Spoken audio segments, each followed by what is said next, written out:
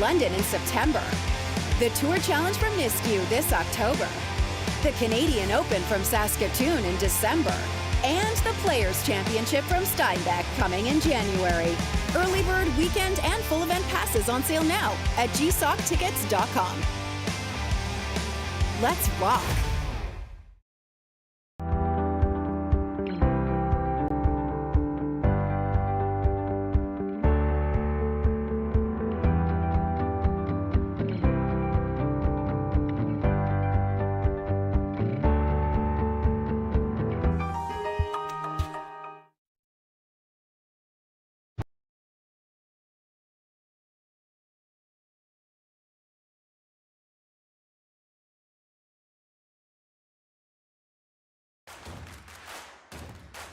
Imagine being able to stream every curling game from every sheet from any event, be it your Wednesday league game, bonspiel, or corporate event.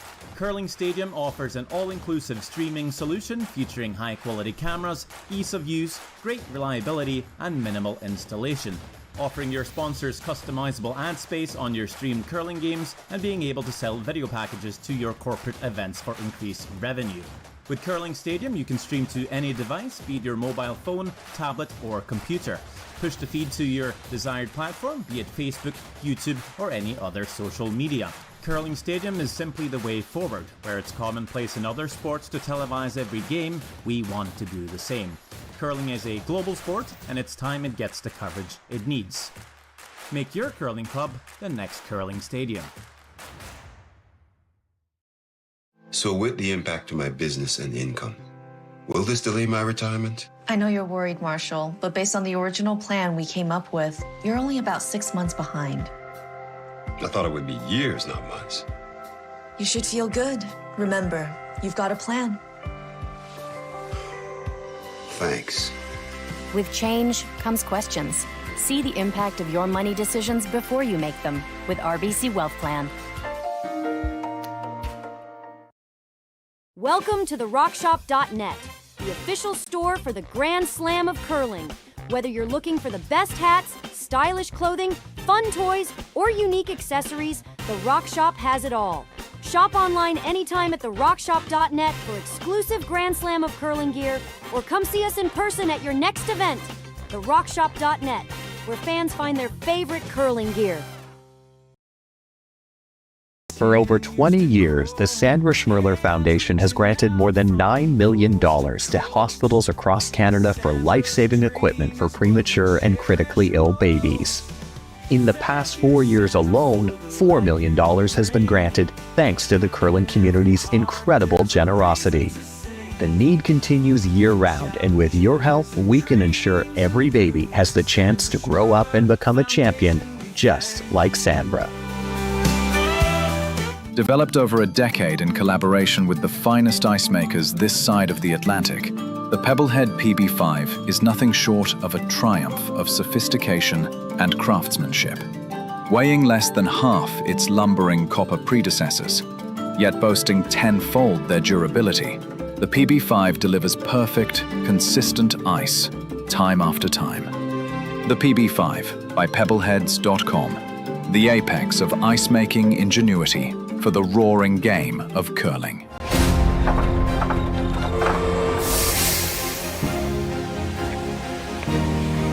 have an idea.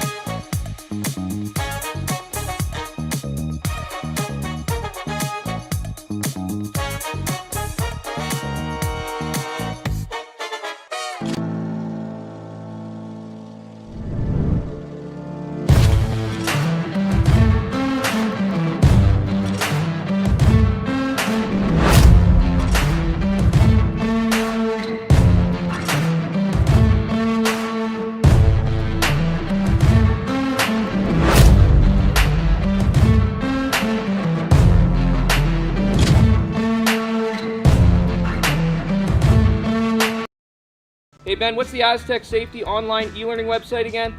Yeah, that would be aztecsafety.com. Fire extinguisher and firefighting. We'll send that one to Paul.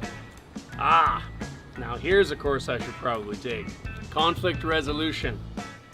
Power line safety. Yeah, I thought it might help me with my line calls.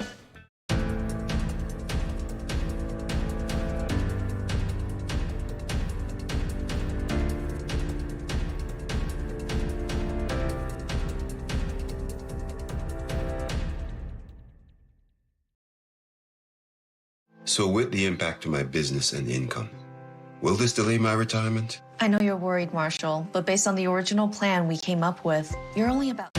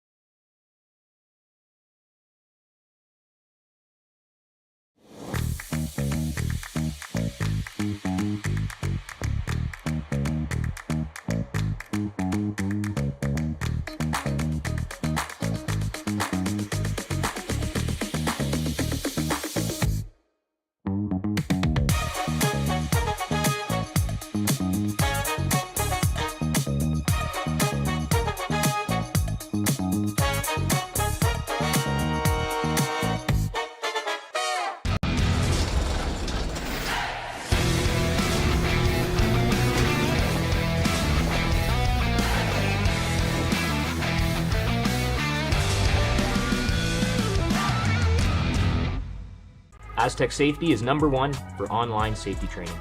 Aztec Safety is the proud sponsor of the Aztec Safety Challenge, the #1 event on the World Curling Tour. And Aztec Safety has been a proud sponsor of Team Jacobs on our quest to represent Canada at the Olympic Games.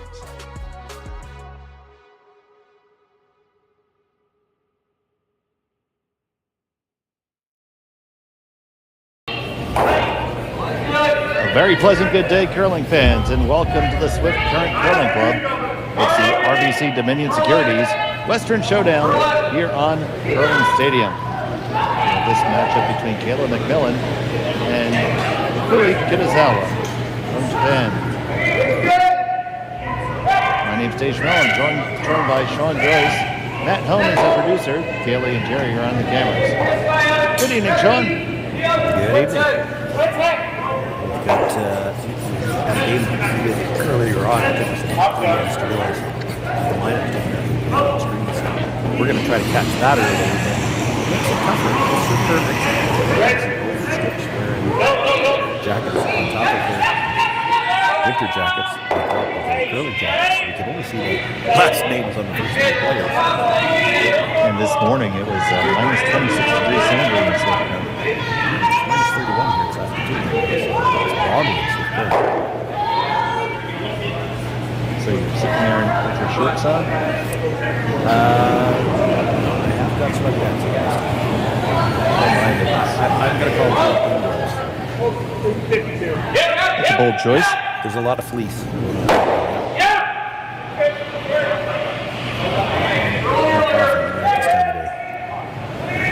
I had fleece, so I'm right there with you. 2, 3, 3.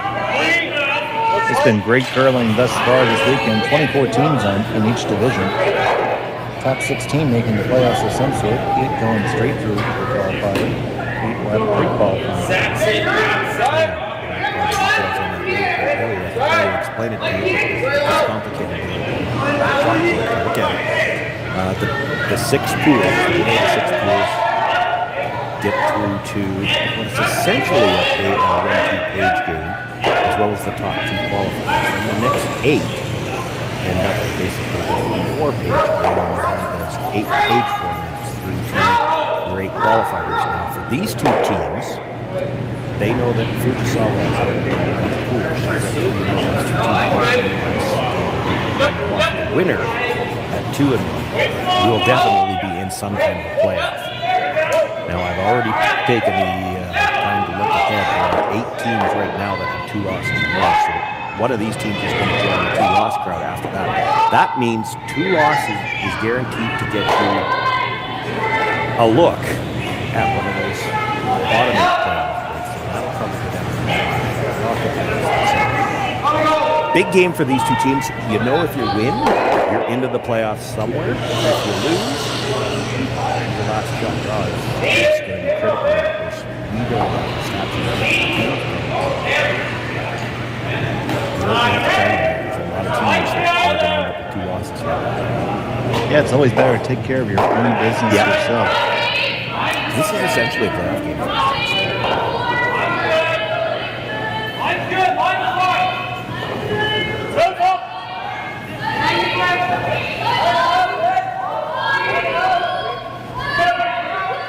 This one's going to wreck on that top guard and kick out just a little bit. Just a little light. I think she'd have had the weight. Should have been okay.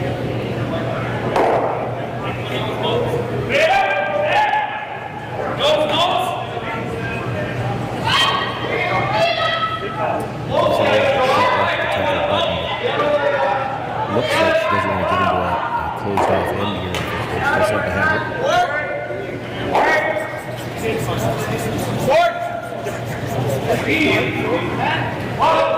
Throwing the yellow rocks is the team from Nagano.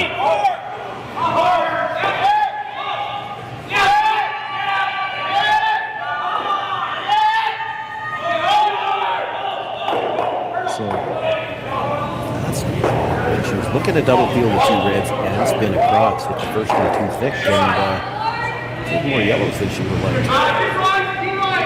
Generally, when you're moving sensitive, you hope to leave yours alone.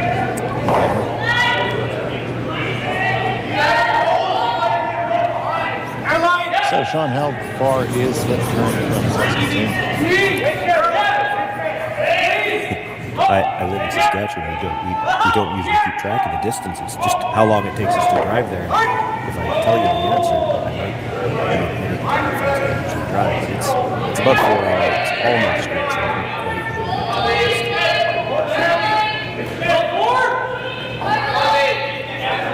So far enough that we can see different temperatures at this time of year.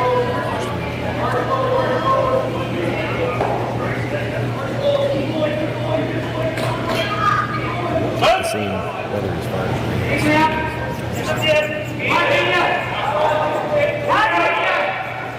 Chipped coming by and left just a big enough port to get to the start of the back.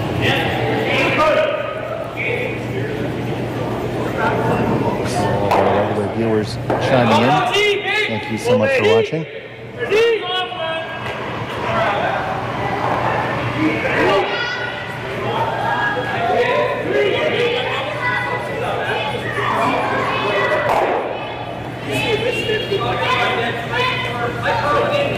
This one comes through the port, hits the one in the back. That's down in the back for Kitazawa.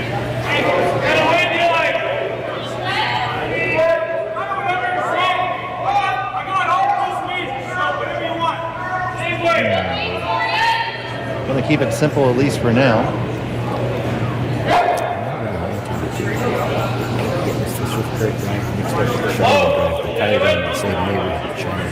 It's probably less than that.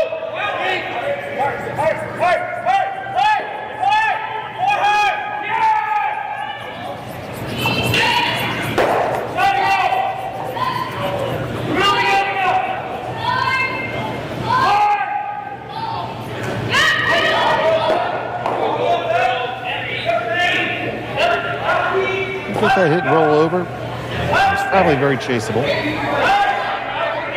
Well, it is, but if you want to do that, yeah, when you got to negotiate a port, it becomes a precise chase.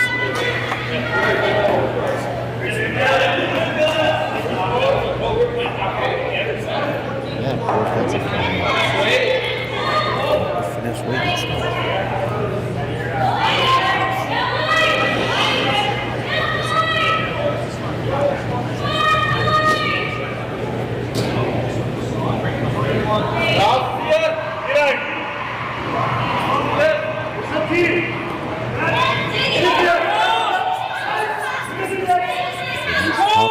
But they jumped the sweep right away. She looked at the stopwatch and immediately put her brush down. So I might think this is a little light.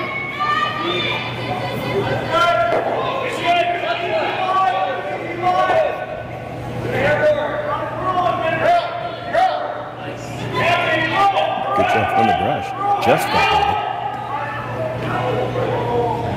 Absolutely.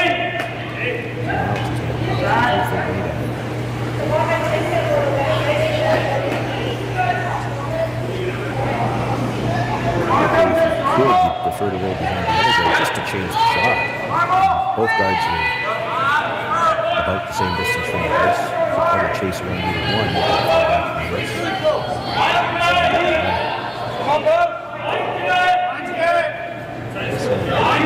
Caught the edge of the canyon and crashed into the stone.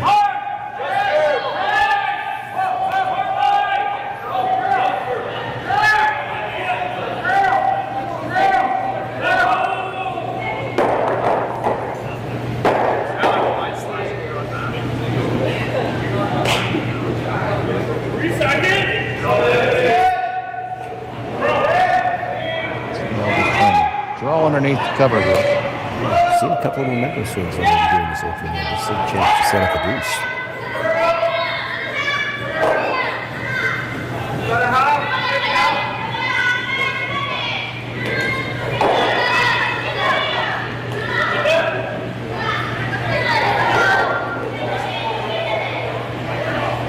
Now they need to finish it off. They're going to get all the way under. That last little spin, I was wondering about that with all that rotation is travel. You can see that every once in a while as the rock is just coming to rest and take a bit of spin. It's still rolling too deep. It's whatever wants to take it on in the first end. You come down to that, just sit in front of it. You're forcing a very small area. But if you don't sit on the bench, you could be in three.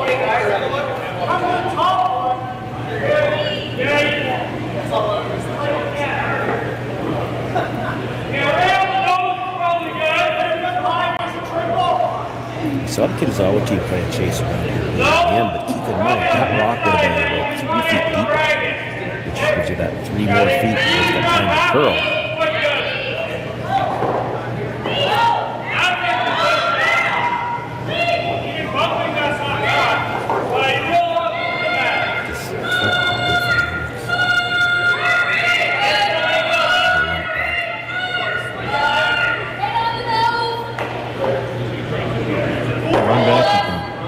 Both do it right.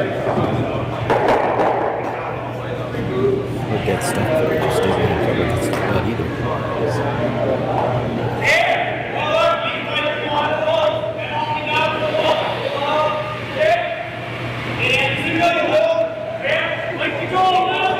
So, here's the first for the jacket-laden skipper.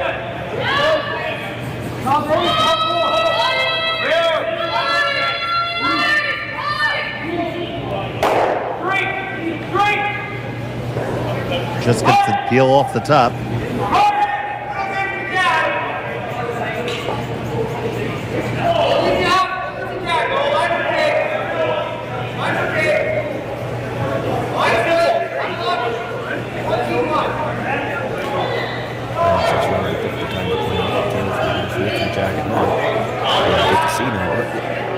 I will admit, usually you see a skip, especially when they're in a jacket that heavy, they'll take it off and throw it. Well, she's going to throw with her on too. Wow. It looks so bulky. Yeah, it's definitely one of those poofy coats. Doesn't have the largest frame in the world. I'm not doing that myself with a duck delivery. That's just way too much. Way too much material.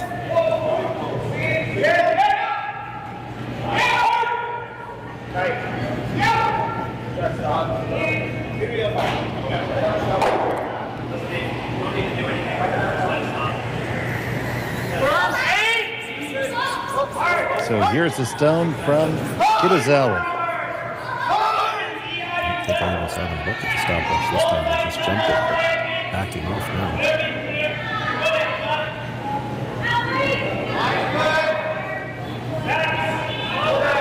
I might get it close to even with the higher of the two. It's pretty good. Yeah. Actually, you could almost argue that might be too high, but she's going to take a run at the other double anyway. She makes this double. She's probably rolling too far, and it'll be a draw for 2. You could try the double off the stone that she just threw. Try to come straight across into this one in the forefoot, and then you kind of stay in front of the back 8. But if you don't get the second one out, you're giving up 3.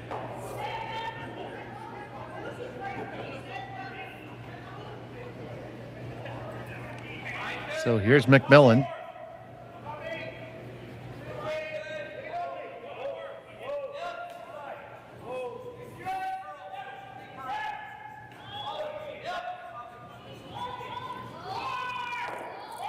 Needs to be about 3/4 on the high side.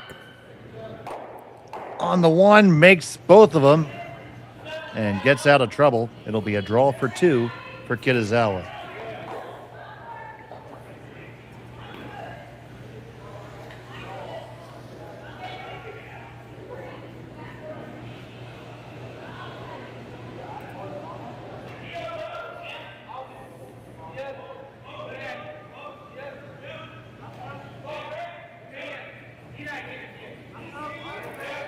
Well, a fairly risk-free opening end, and she got 2. She actually played to peel guards early, had a bit of a miscue. Like I said, the momentum's gone back and forth a couple of times this end, but she never really was in any risk of giving up a steal.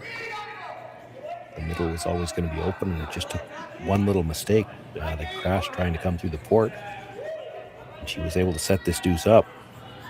So final stone in the first end. Kitazawa just needs to touch the rings. Just a nice little clean. They're going to walk it in.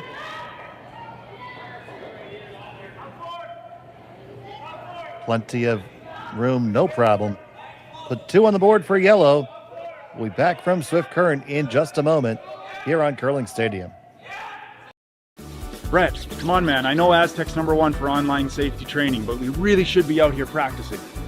I know, guys. I'll be right there. Just let me finish this course on gas detection.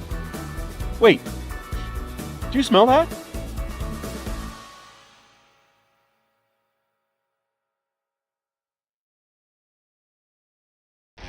The 2025-2026 Grand Slam of Curling schedule is out, with big events happening all over Canada, like the Masters heading to London in September, the Tour Challenge from Nisku this October, the Canadian Open from Saskatoon in December, and the Players' Championship from Steinbach coming in January.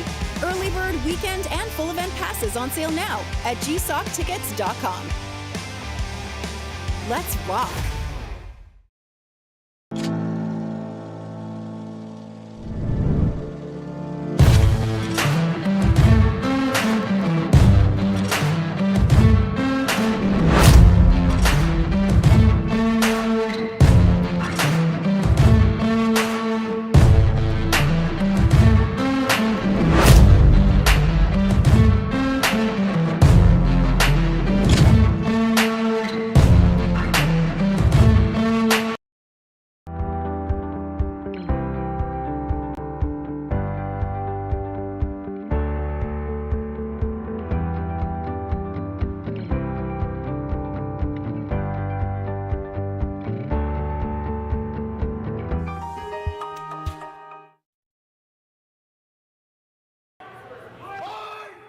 Welcome back to Swift Current. It was a 2-spot for Kitazawa in the first end. Dave Schmel and Sean Joyce here with you at the RBC Dominion Securities Western Showdown on Curling Stadium. To those of you watching us from across the sea, konnichiwa. So happy to have you with us. And that too was kind of a little bit unexpected if you had looked at it halfway through the end, Sean. Yeah. We talked about it just before she went to throw her final stone. It was she played to open things up, had a bit of a miscue, then 3 shots later, had a miscue turned back to her. But she was never really in risk, even when they removed their own stone with the peel attempt. They got everything off the center line, so she was always going to have an opportunity to get to the middle. But after killing your own stone, you'd think, well, now we've just got to get this through to a blank, and then another miscue, another momentum swing, and she got set up for a chance for 2. It was actually a good shot by MacMillan with her final stone. It could have been 3. So here we have our first look at Kayla and team with the hammer. Throwing the Red Rocks. Beautiful Swift Current Club, 6 sheets of ice. And a big spiel. Yeah, and certainly lots of, you look at the broom, the amount of ice that these teams are taking to make these come-arounds. They're not taking a lot of ice, certainly not as much as we're used to seeing in some events, but there's good late movement. There's a rock, you see it actually came out the other side. So as much as they may not be getting a ton of curl overall, what movement is there? It's late, so they can still make all the shots. All the nice come-arounds, the tap-backs, the chases that we've become accustomed to seeing.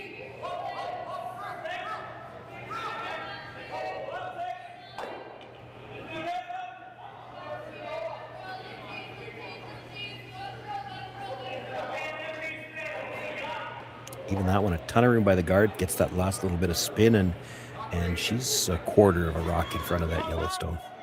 I think it was yesterday. It was either Fujisawa or Kitazawa. My memory is not up on that, but made about a 18-foot soft weight tap on an angle. It was just absolute thing of beauty.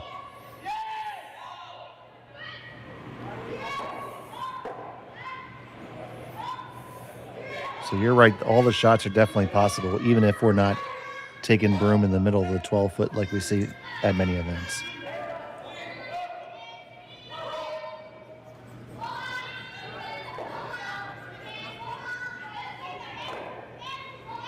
So there's a good example. It's just going to come past the guard by about 2.5 inches. And it's almost all the way behind it. Yeah, pretty much where they tapped the ice. That's where they wanted it. I'd have to score that 4 out of 4 then, Sean. It was the 5th stone of the end. You could make a play on the guard now. Kayla's trying to make a decision. What do we do? If she, I'm wondering when she's looking at that yellow, does she think she could see enough of the yellow to play the hit and roll over to the corner like she just gestured? And would that still clip the yellow in the 4-foot? And it might.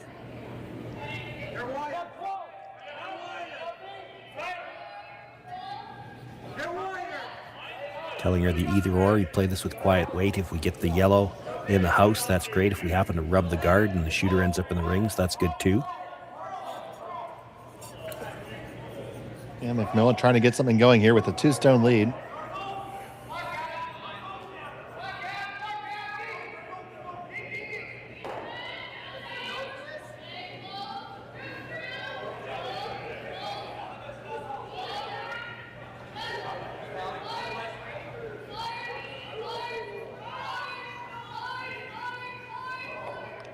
Just ticks on the guard. Yeah, they were hoping if they ticked the guard, they'd hold the shooter in the rings. And unless it takes a big spin back, well, there did. Oh, it might. It might. It doesn't look like it from the overhead, but again, that far out in the 12-foot. It's close. Well, we'll see if that comes into play later. You mean as a biter or somebody tripping over it? Well, it could be both. Either way, yeah. It's definitely in play for a jam. Like if you ever got to come around that corner guard, any kind of a chase would have to get by that stone. Still, rocks in the middle that have to be dealt with before that's an issue.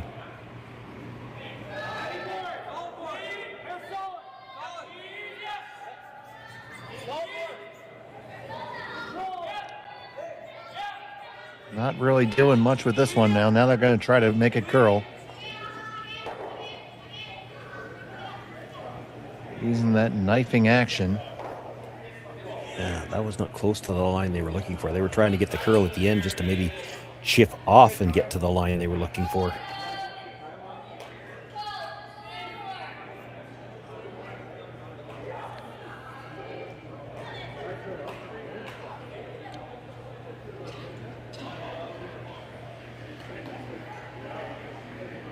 Now without the guard there, I think she's definitely looking at the double on the yellows and try to roll behind cover.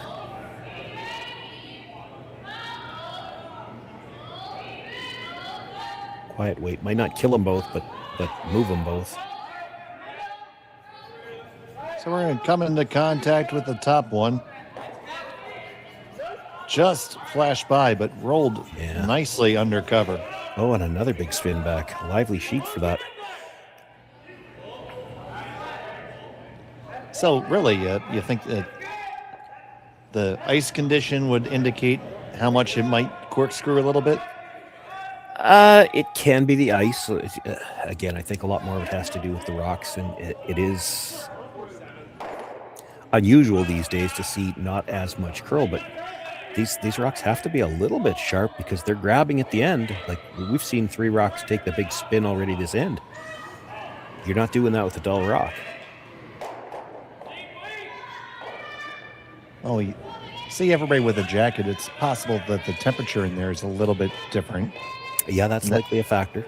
That certainly does affect the curl. Yeah, the surface will be harder. You get more curl on a soft surface.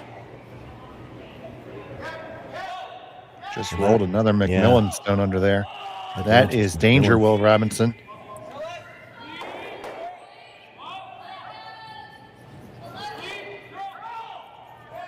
So you hit and lay another one over there. Yeah, you kind of have to. It's hard to roll back to the middle without risking a jam on it. And the danger here is you over-roll, and you'll kind of force Kitazawa. She'll kind of have to play the draw, freeze in front of it. And if she makes it, she's taking your whole end away. So critical here to stay, you've got to be 3/4 underneath probably, but you don't want to give her a path to freeze to the back one either. Don't know if she's going to get enough roll here. It's going to roll not even a sliver. That probably leaves her a double and roll back behind the yellow guards. Maybe even get that back biter out of there too.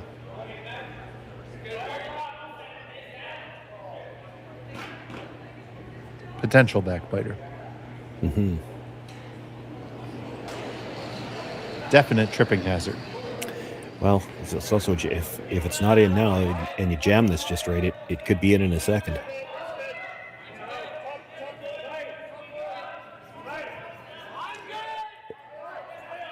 The nice thing, saw that. Yeah, we actually saw that last game. Well, if she jams here, she might.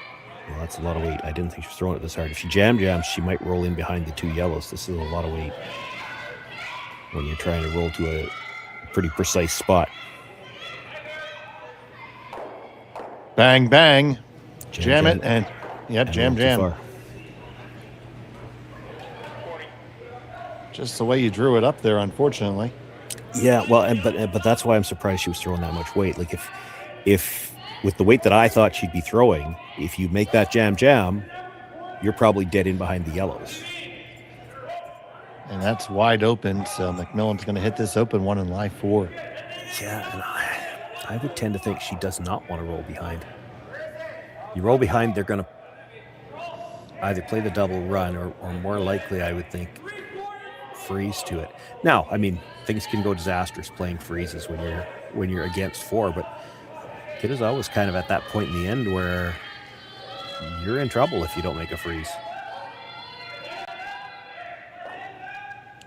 This one's going to roll too far.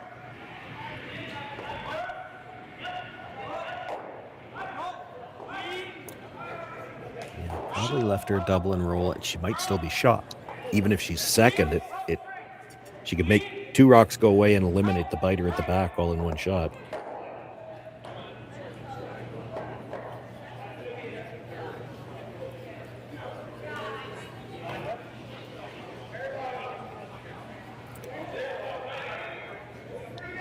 That would definitely be what I'd be inclined to call. Try to get out of jail here. Yeah, she wants to throw the out turn at it, though, and this is the tougher way to throw it because now she's got to throw big weight again. Corner guard's kind of in the way to throw it quiet if you want to throw the out turn. And same problem here. Now you're trying to make a pretty precise roll with a lot of weight.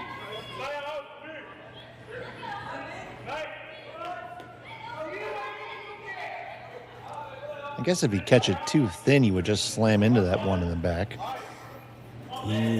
The biter. Maybe.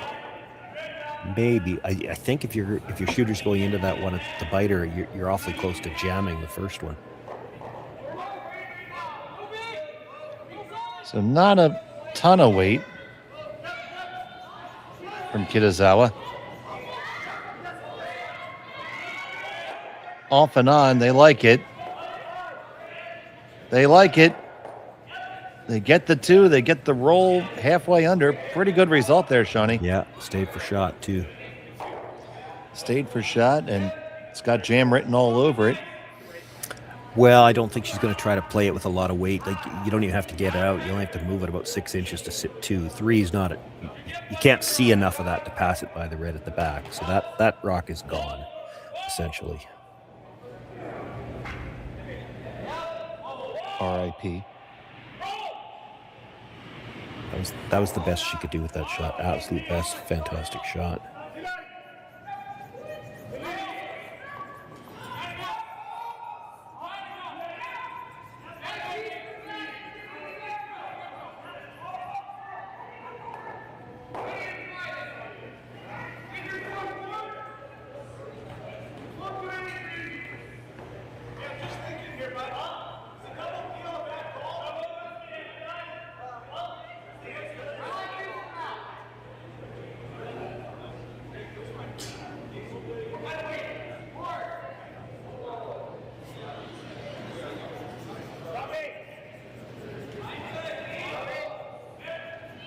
So first of 2 from MacMillan. Looks like she pushed that in just a little bit.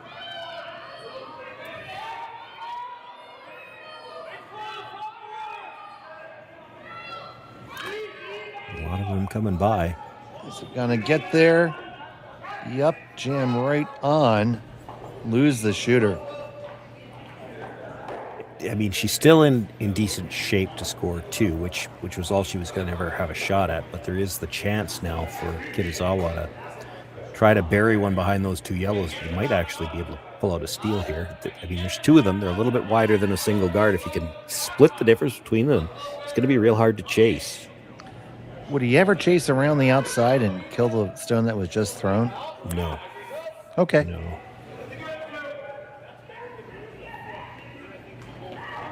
It's just not an area that ice that they see a lot. And of course, the fact that her last one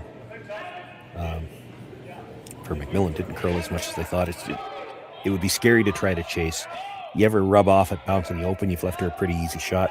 This is a makeable shot. Like you see this shot a lot in the course of a game and over the course of a weekend. So they should have an idea about the ice they need for this draw. I think she can bury this just biting the top of the forefoot, and that high in the house, that tight to the guards, a chase would be real tough. You might have to draw for one. Yes, for just a sliver. So tight. That ice looks so tight for a draw. It doesn't look like enough, Sean. No, especially when you see how much they move at the end. But they must run very straight most of the way down the ice. And as you said, that probably goes back to the fact that it does look like the building's a little colder.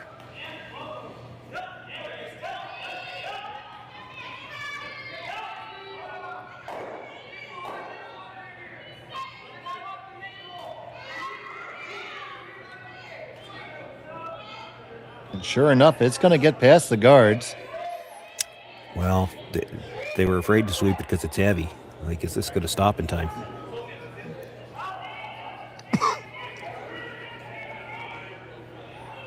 No.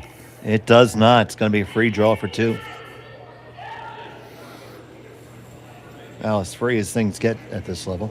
Yeah, I don't think they were positive it was getting by, but I think they were pretty positive it wasn't stopping early. Kayla seems to think it's close enough. She's got to make a play on it. Could be well, from the way we're looking at it, they're looking at it a lot. You'd probably have. I mean, if you've looked that many times at it now, you're probably conceding that we'd have to measure it if we left it sitting there.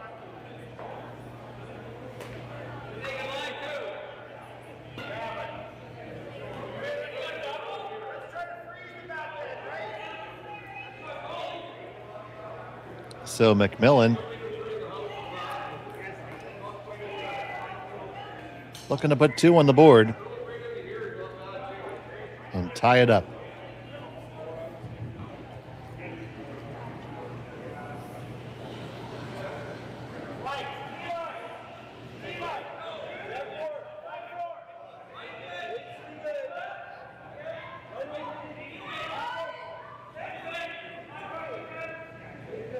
Reluctantly takes off the glove.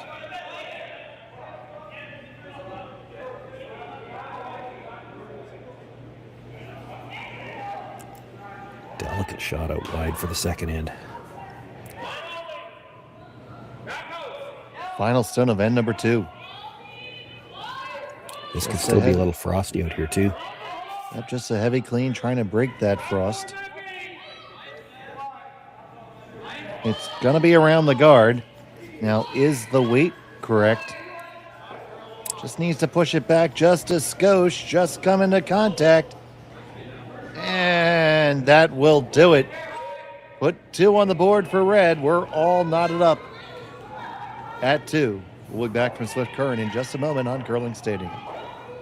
Welcome to the RockShop.net, the official store for the Grand Slam of curling.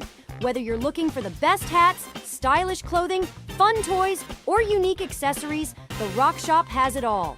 Shop online anytime at therockshop.net for exclusive Grand Slam of curling gear, or come see us in person at your next event. Therockshop.net, where fans find their favorite curling gear.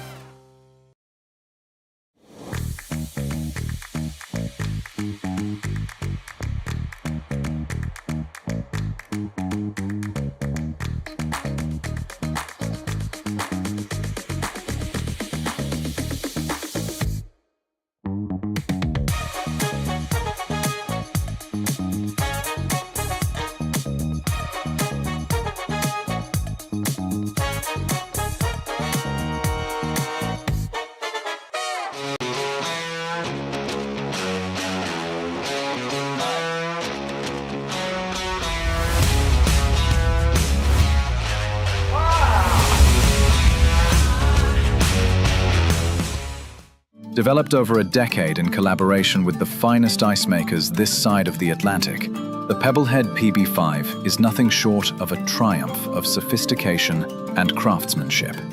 Weighing less than half its lumbering copper predecessors, yet boasting tenfold their durability, the PB5 delivers perfect, consistent ice, time after time. The PB5 by Pebbleheads.com, the apex of ice-making ingenuity for the roaring game of our way through. And welcome back to Swift Current.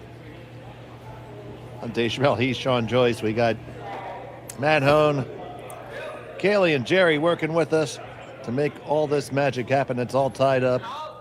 After MacMillan got that deuce in the second, Sean. Yeah, nice shot for her final stone. They look back and forth at those two. Might not have needed to move that even, but they decided it was too close to just try the draw and go to the measurement. So, whoa, man down on the next sheet. So they decided to touch it back, and great weight control. She just threw heavy draw, and they swept it for the last little bit to get the touch. That is, the key to a shot like that. When you're not even sure that you necessarily need to hit it, make sure you make your shot. Your shooter's got to count 1, and then you sweep it to get that little bit of a tap to make sure you get the second point. Man, it's the way to throw it, but we don't always. Yeah, looking at the delay in that broadcast, it just looked like he tripped over the hog line. It wasn't a gentle fall, that's for sure. No, it did not look graceful. That's one where you jump up quick, say, yeah, I'm fine, and you wait till everybody's not looking, and then you try and go, this time. How bad am I hurt? Yeah.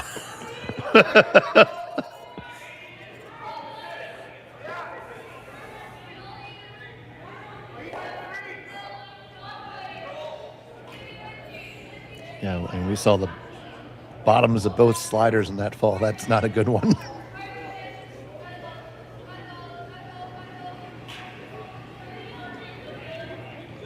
And it draws in and gets that last little corkscrew again.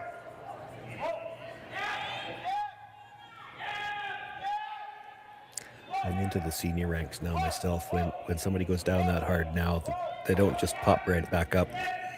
Even if they're fine, they got to take inventory while they're still on the ground.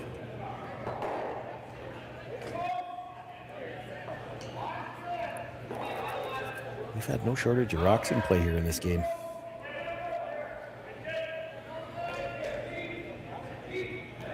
Well, as you said before, you talked to a therapist and they described it, what we do as stupid.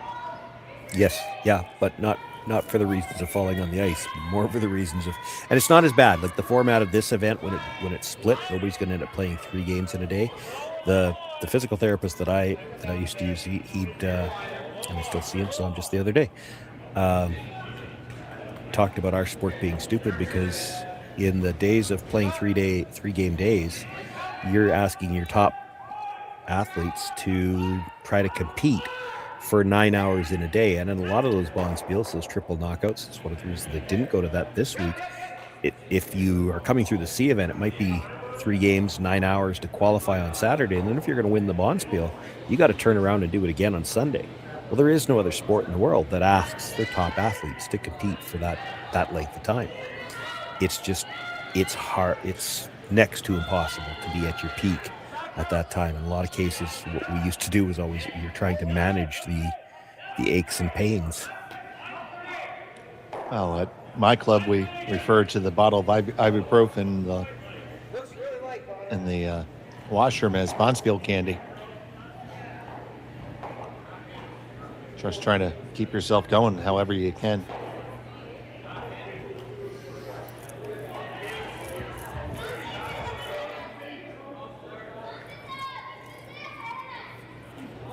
We saw this in the first end from Kitazawa as well. She doesn't like the cluster of rocks in the middle, so she's going to try to clean that up.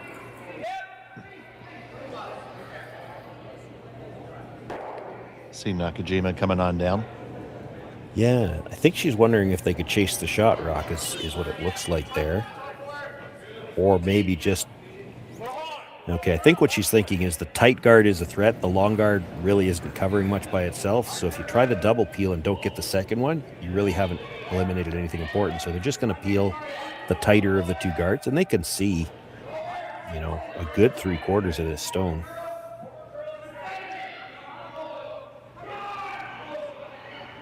It's not a bad thought process at all.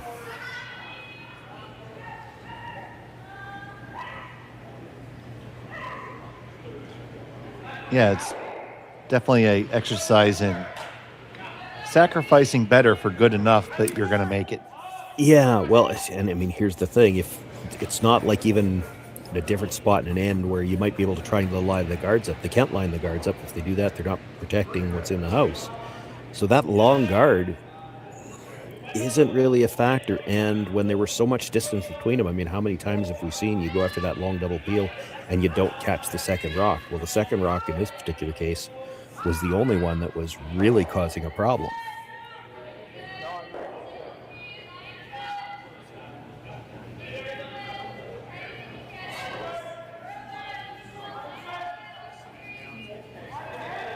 And this one makes it close to the center line, but it's much closer to the rings as well.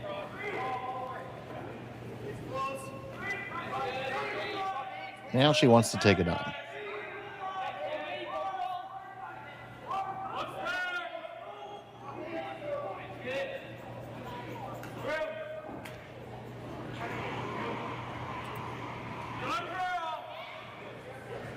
Firing away for the peel. Yeah, a little more angle this time available.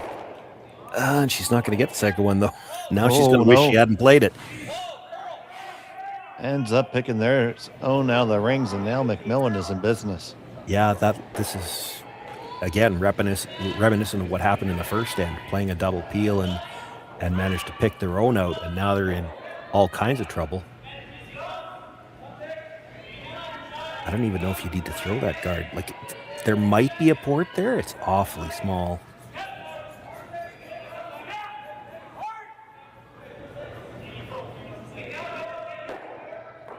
How about this? I'll give you 10 chances to throw at it. And how many do you think you make? Do I have to do it now when I'm 58, or could I do it when I was 38?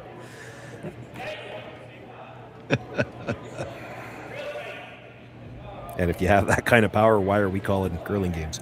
But what I'm wondering is, rather than throw the straight guard, could you not just come around, get to the top 8 foot, and even if you're a sliver over curl, that does the same thing as the guard, and now you've got a lot more separation. Like, to make this guard, you're going to have to cluster all these rocks. It's going to make the opportunity for, again, another double peel or triple peel.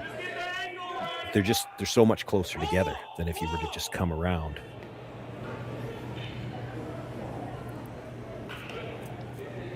Gotta think it would be tempting just to peel the tight one again. That long one is almost no good by itself.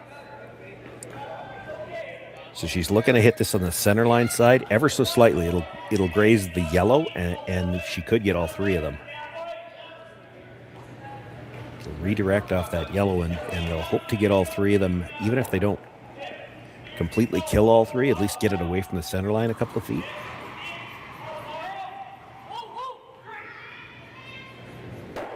She wants to hit this a lot really thick if she could.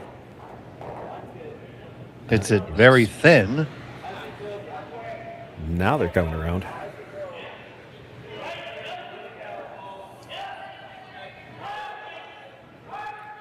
Absolutely. Let's see where the broom goes. Just outside the 4 foot.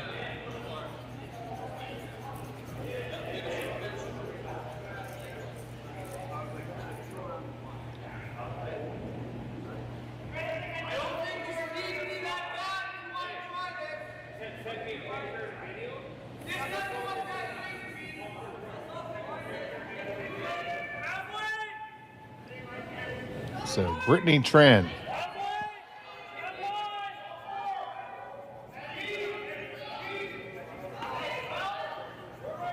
Gonna stack one in there. It's another one of these stones with that very pronounced rotation, and we'll see whether this one, as it comes to rest, you might see it take another big spin in behind too. So here it comes, and didn't spin a whole lot there. A little, not as much as some of the ones we've seen. Just try to run back the whole kit and caboodle now, buddy? Yeah, it's all you got. You're in some trouble now.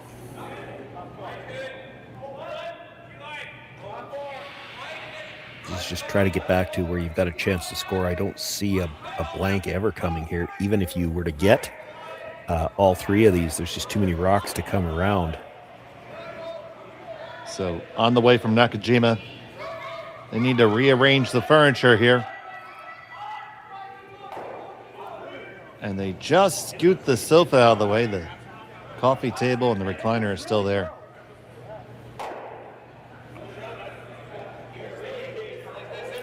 Probably rolled the shooter. I mean, at a lot of surfaces that we play on, that shooter would still look like it's in the way for a draw, but on this surface, it's probably just far enough. Now, you know, she's still got some work to do to get to where a draw even does her any good, but like, there's not much on the other side, I don't see. Those 2 guards are long, but they're so far off the center line, I just don't see there ever being a draw on the intern side. Yeah, right now, you know, the only way to score is that extremely long angle raise.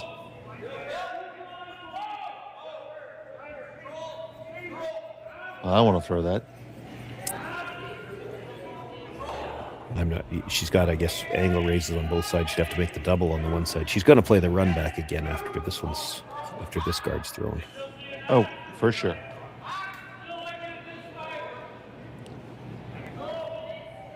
First of 2 for MacMillan.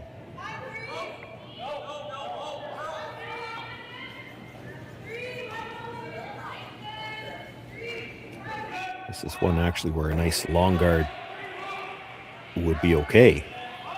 The tighter it is, the easier the shot is, and this is real tight.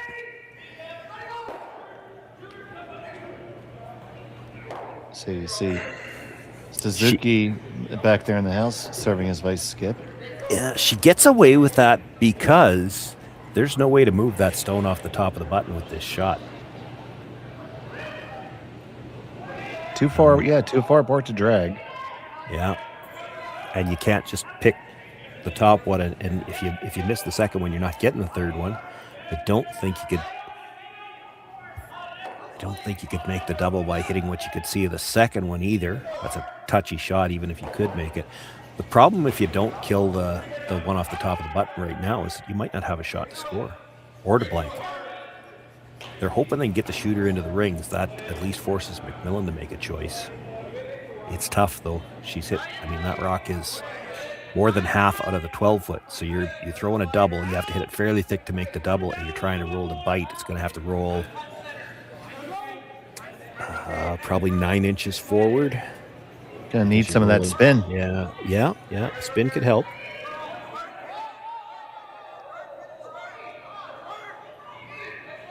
You bite the rings, it forces MacMillan to make a choice, because if she ignores it and throws the guard, and the guard's made really well, like she's got no draw to score, so she's going to play one of those run-ins and it would be for 2. So it's dangerous to ignore a biter that way.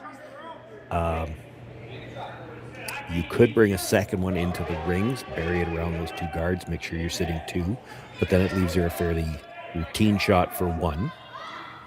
First things first, we got to make this double and try to skid her onto the rings. Gets it. Will it spin on? Will it spin? Will it spin? Will it spin? Yes, it will. Yeah, it forces the decision anyway.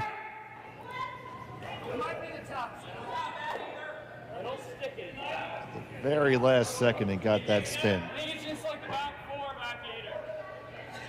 Yeah, I mean, if I'm Kayla MacMillan throwing this guard, I want it tighter than what she just tapped the ice. Brittany Tran's got the right idea. So there you saw that spin catch in just there at the end. You have to be fairly tight with this. The tighter you get with it, like if you're dead lined up to the stone in the rings and maybe a foot in front of the rings, the long guard, probably you can't likely make the raise on that and get it by this guard. I don't think you can ever take both of them away without being into the house. And if you're into the house, she's going to try the double. The other option, if you don't want her playing those angle run-ins, and angle run-ins are tough. I mean, you might be just perfectly fine forcing her to throw that. You could come around the 2 guards, come into the top of the 8-foot, and just let her have the open hit on the shot stone for 1.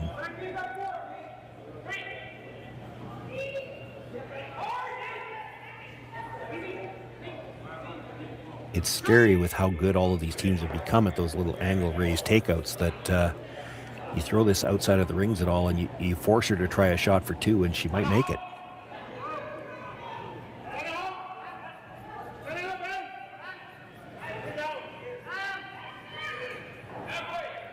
So here's MacMillan looking to put up a nice, pretty guard.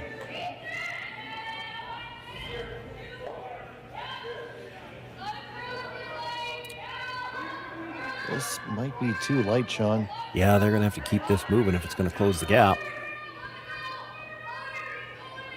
That's probably enough. Yeah. It does close it. But she's got the run on either side. This one's a little shorter, but it's a sharper angle. Like you said, you just forced her to throw it. Yeah, she can't score any other way, so she was always going to play one of these. And that's the frightening part of it, is you just forced her to play a shot for 2. Well, what if she makes it?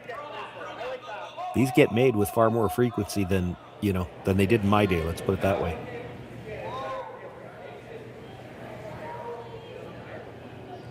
Oh, don't worry, buddy. I still miss him plenty.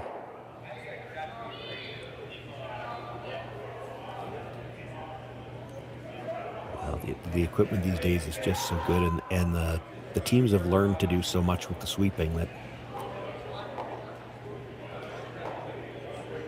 there's always a shot. There's always a chance to make a shot like this. It's oh, absolutely. It's not the wing and no prayer that it used to be. Yeah, this is years gone back with when folks were still curling with a cigarette hanging down their mouth. This would have been a highlight reel for the ages. Yeah, now honestly, most teams and probably the Kitazawa team even, they expect to make contact. The question will be whether or not they can stick it. So final stone of the third end, Kitazawa looking for an angle raise to make a deuce.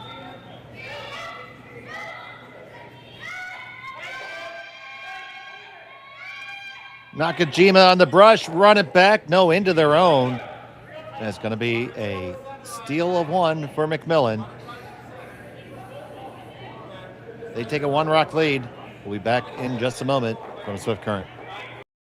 Hey Mark, you ready for this game tonight? Yeah, I'm excited, man. Cupsy, what are you doing over there? Don't worry, boys. Was just on AztecSafety.com, took a fire extinguisher safety course. Paul, I'm putting out the fires from now on. Woo!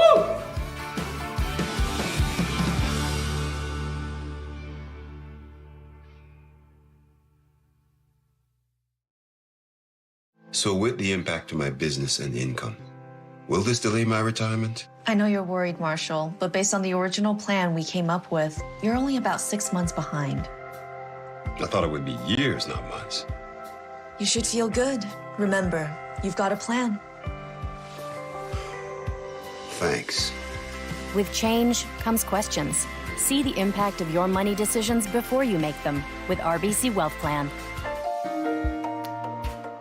Welcome to the RockShop.net, the official store for the Grand Slam of curling. Whether you're looking for the best hats, stylish clothing, fun toys, or unique accessories, the Rock Shop has it all. Shop online anytime at therockshop.net for exclusive Grand Slam of curling gear, or come see us in person at your next event. Therockshop.net, where fans find their favorite curling gear.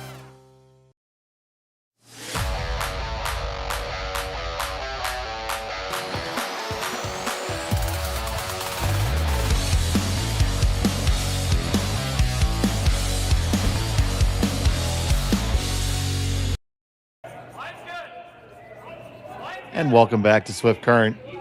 Steal a one for MacMillan in that. We'll get that score corrected in just a second. Kitazawa with the hammer here in end number 4.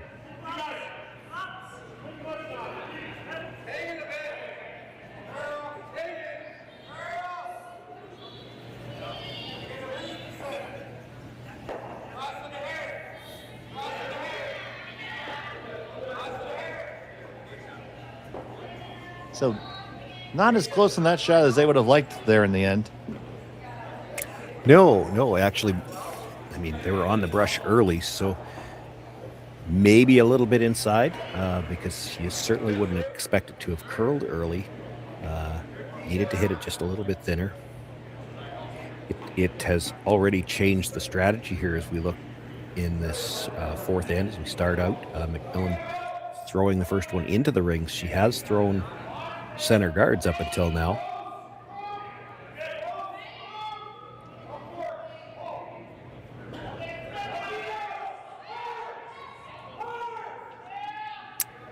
This was supposed to be a center guard. I could just stack on in instead. Yeah, I don't think they necessarily wanted to do that in this situation, though. Kitazawa's actually got 2 choices here. She's looking at the hit and roll. You could try to hit this pretty much right on the nose and stay right in front of the red one, too. That's not a bad result. The difference from the first and third, when MacMillan had to throw first, but she threw guards and forced Kitazawa to come around. Kitazawa, I guess she could have opted to throw the corner guard and played for the box, but she opted to come around and never really got a chance to set up a corner guard. So here she's had a chance early to set up the corner guard, and then when they missed this second guard, now she's already hitting rocks and trying to use that corner. And they do get half under it, but very chaseable.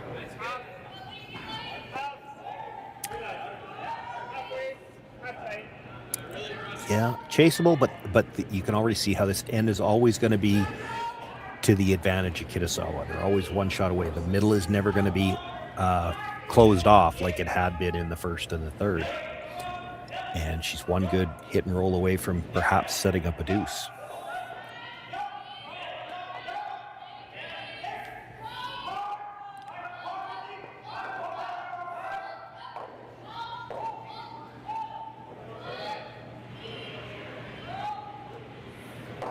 And they make it.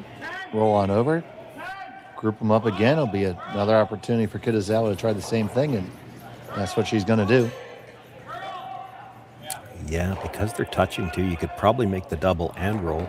I still don't mind. You could just hit the one that was just thrown and roll in front of the other one.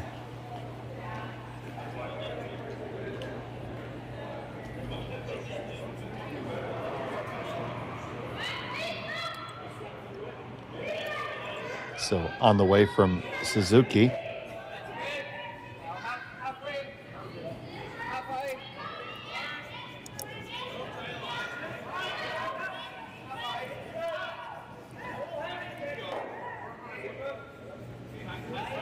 Well, no roll to be had there. No, well, and they swept at the end for curl too. I think they could have just...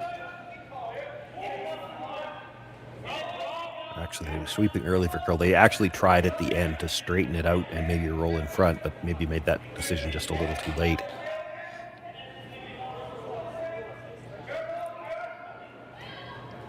Now Lindsay debut.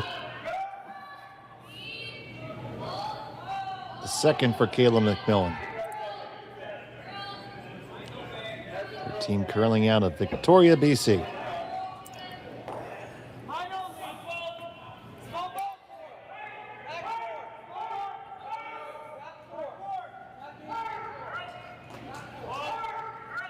Kitazawa is going to stay on mission here.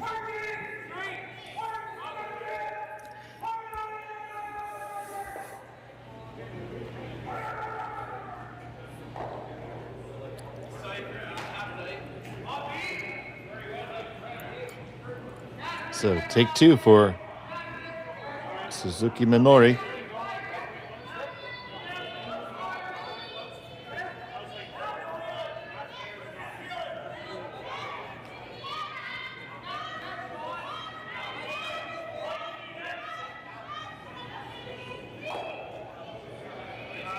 Get this one to roll a little bit further.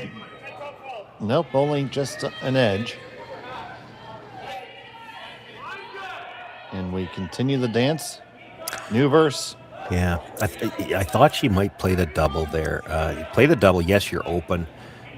Kayla's going to hit it again, and now you play the long roll across, because at least after you make the double, you've got the blank alive. Now she's separated those rocks to the point where it might be tough to get back to a blank. So you're either getting your two or you're getting forced.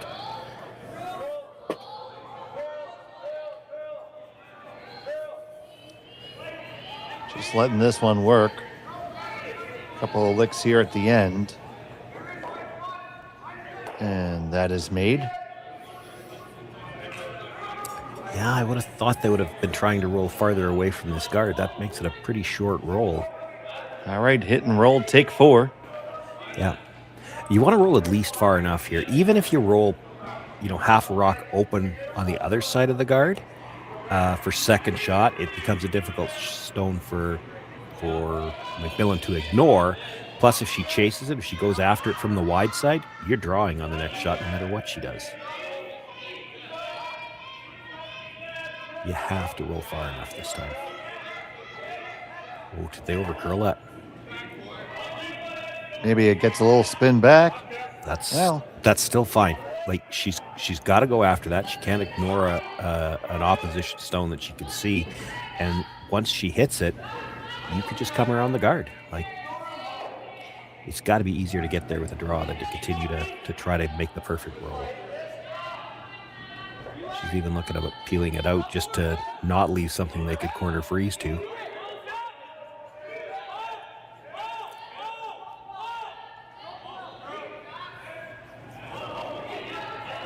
I do think you want to stay in the rings. Maybe you don't want to sit right there. They're looking at being about control weight.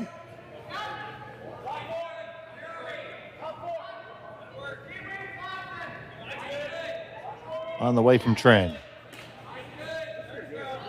They pick it up right out of her hand.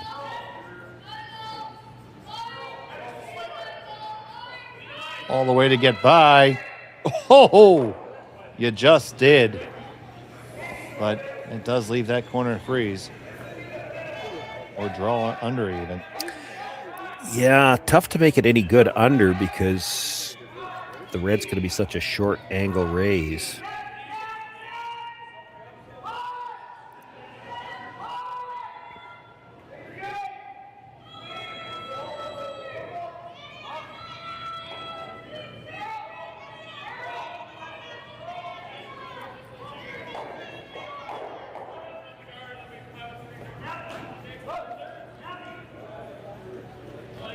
So just the draw.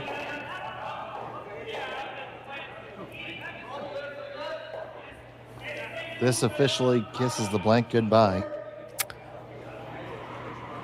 Well, not quite yet. you get this draw underneath, and again, MacMillan's going to make a play at the red onto the yellow, and she could kill both of them and roll out.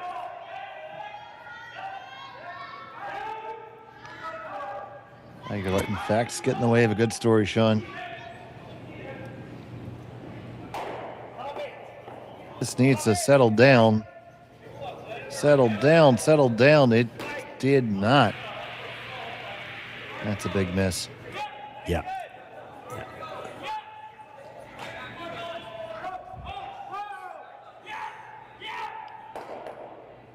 Absolutely hate that.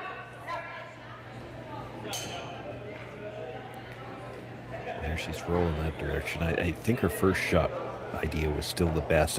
It's none of it's great because here's the thing. You know now that she's forced. So wherever you put this, Kitazawa's going to have to try to use it, but I don't think you want to let her try to roll behind the corner guard. Put this in the back of the forefoot, make her throw the perfect freeze. That's never easy, especially with such lively rocks. I think you give her that opportunity and just hope she doesn't make that freeze so good that you can't blast it out. You don't want to leave her the chance to just hit and roll in behind the cover.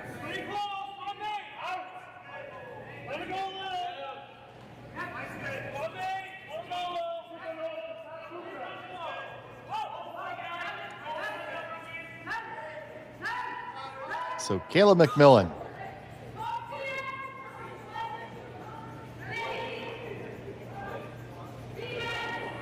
Trying to keep the force in order.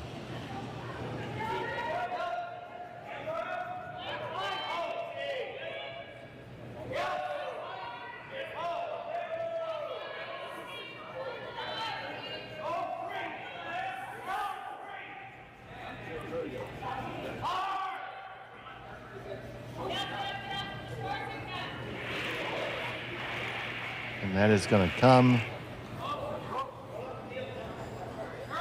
right to the tee line.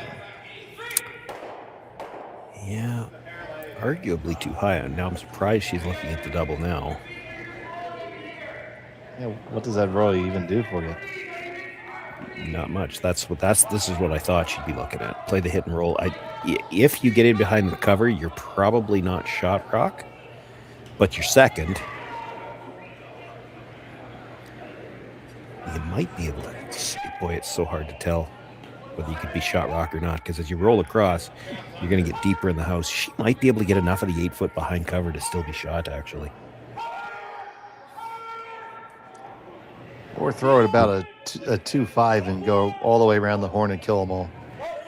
Yeah, I don't think that's... I'll be surprised if she looks at that. I'm just looking... If she could roll right to split the tee lines, she could be in behind cover and be shot rock. Now, she maybe can't quite dead split it. I guess it depends on the weight. I guess you could throw it really hard and make sure you dead split the center line, but then it's hard to pinpoint the roll. Yeah, I think she could stay high. The more I look at it, the more I think she might be able to stay high enough to be dead buried and shot.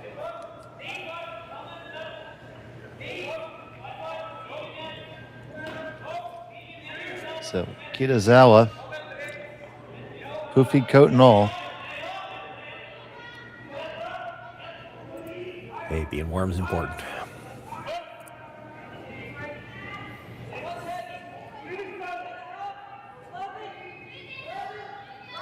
Senta on the way.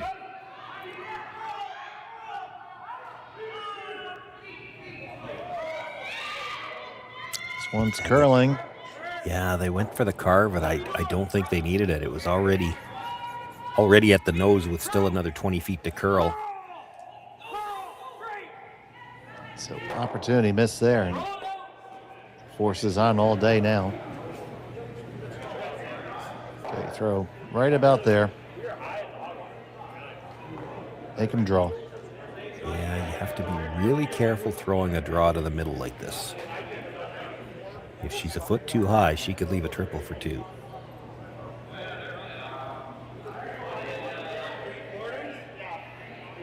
You stop this in the 12-foot instead of the 8-foot. Now, whether or not she'll take it on, that's a whole other question, but you stop this in the 12-foot, it's close. Put this in the 12-foot splitting the T-line. The angles are just about right. Did you remember to put a telestrator on your Christmas list? It's on my Christmas list, yeah.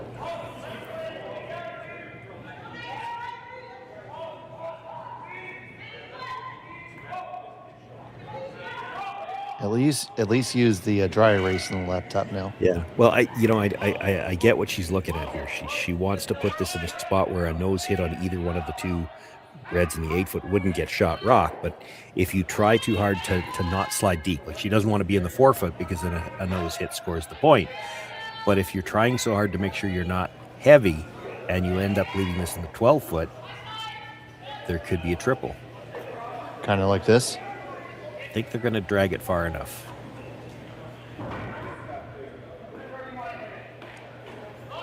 Probably just far enough. But the nose hit, the nose hit on the outside one does count now too. Yeah, I think if you want to throw it, the first rock you hit would go over right now, I would think. Depends which way you're playing it, but yeah, like if it's splitting the center line, it's close, but it's all the way just to touch the edge of it. So that it's not that 90-degree angle you look at from the 3 rocks.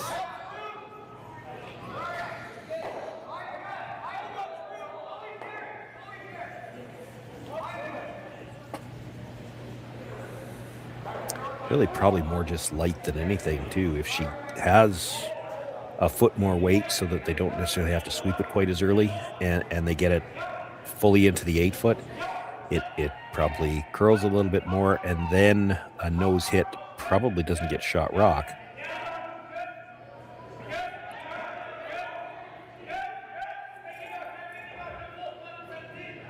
This is a little surprising to me, only in that I don't remember them throwing inside-out hits very often in this game.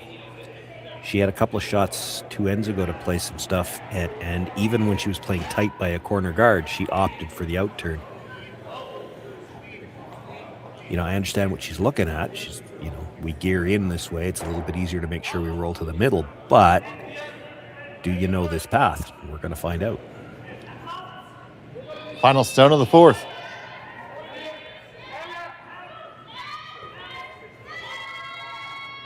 On this one, pretty much out of her hand, coast to coast. Can they hang on to it? Yes, they can. It's a single point for Kitazawa. Halfway through, we're all tied up at 3. Back from Swift Current on Curling Stadium.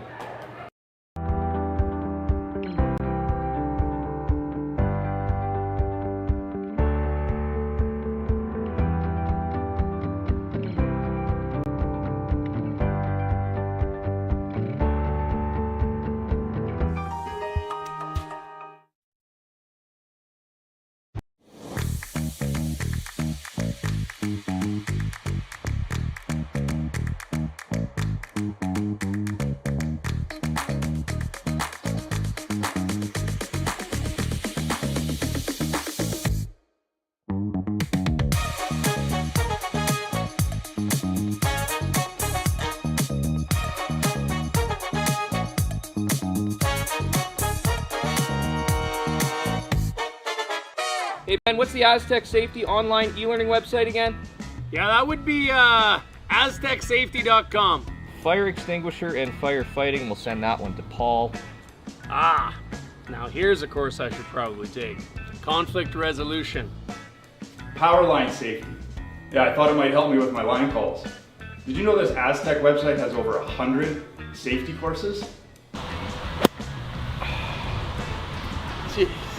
Aztec Safety online course. Ground disturbance. Could have used that a few seconds ago.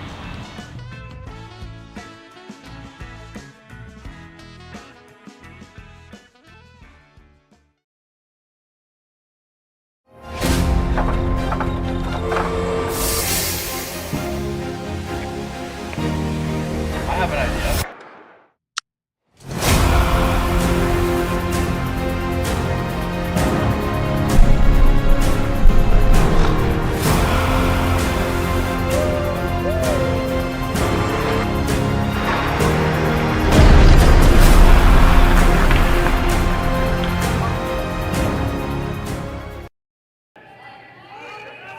Welcome back. It's the fifth end. We're all tied up at 3 here at Swift Current. Thanks so much for joining us here on Curling Stadium for the RBC Dominion Securities Western Showdown. Dave Schmel, Sean Joyce here with you. And what's your assessment of the first half of this game, Sean? Well, it's a lot of the situations have gone in MacMillan's favor, and it's been, the first and third we saw the same thing both ends, is that Kitazawa, trying to peel guards, eventually ended up killing one of her own stones on the top 8 foot and then was scrambling for the rest of the end. Now it worked out for her in the first. She was able to pick up the deuce, but never got back to the spot where she had that chance in the third. Flipped a steal, and that has it's flipped the hammer. Kitazawa had hammer to start the game, and now as we start the second half tied up, it's MacMillan with the last rock advantage. And we'll see what she could do with it. It's already interesting as they start this end. And we saw this a lot when the 5 rock free guard zone started. You don't see it as much anymore. The center guard thrown up, and she throws the draw to the corner right away just to try to keep the play away from the middle. And last end, it was 4 cracks at the apple to try to roll under cover? Yeah. You make any one of them, you're probably looking good for 2. Yeah, I mean that end was certainly in Kitazawa's favor. There was never going to be any risk. The middle was open early, but I think it's the difference between those first and third ends. And again, disaster shots for Kitazawa in both of those ends as they killed one of their own and then had to scramble a bit. But it worked out for her in the first. It didn't work out for her in the third, and now she's got hammer against her in a tie game as we start here in the fifth. She's got something to work with here already in the fifth end, though. That one might bite, but she's basically got 3 center guards, and that stone at the corner shot rock, MacMillan will have liked that in the back of the house because you knew that this was coming at some point in time. She's going to play the hit and roll back to the middle. If it's in the back 8 foot, back 12 foot, this shot doesn't help Kitazawa as much as that was the tradition, the way you'd play it. They throw the center guard. You want one in the corner. You want it behind the tee line. So that if they do make the hit and roll back, they're well behind the tee line. She can roll to the top 4 foot buried here.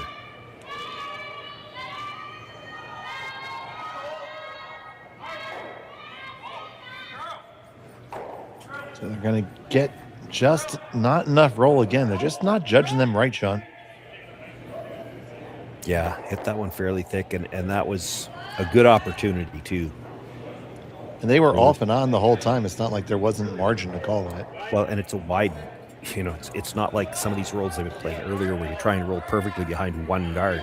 There's basically a double wide guard and really almost a triple wide guard, because you could argue that biter, that red biter, acts as a third guard. You could have rolled behind any of the 3 of those, and she'd have had a hard time getting to the yellow one. So to under roll and not get behind any of them, that bit of a missed opportunity.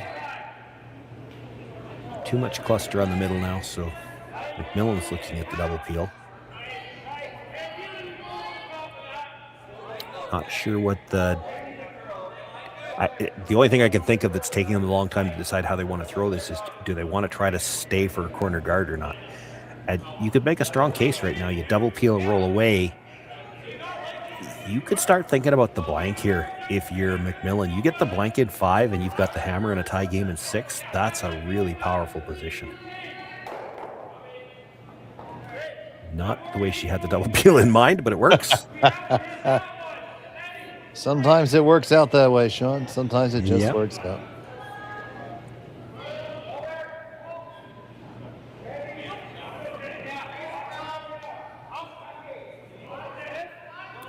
So for Kitazawa, you probably got to try and hit and stay right there. I don't think you want to roll into the rings. You roll into the rings, you probably make the double too easy. And then the blank is all but assured.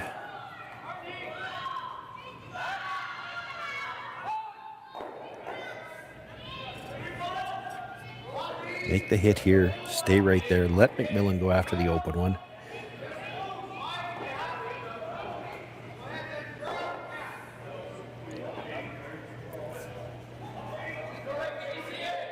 So there's a hit. MacMillan's going to have to go after that open one.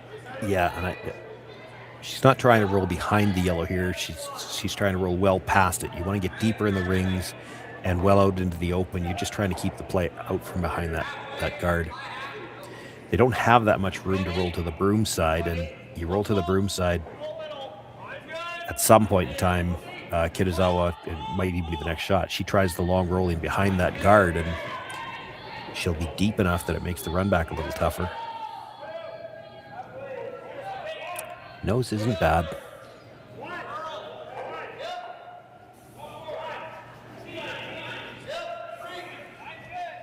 And out it goes. Yeah.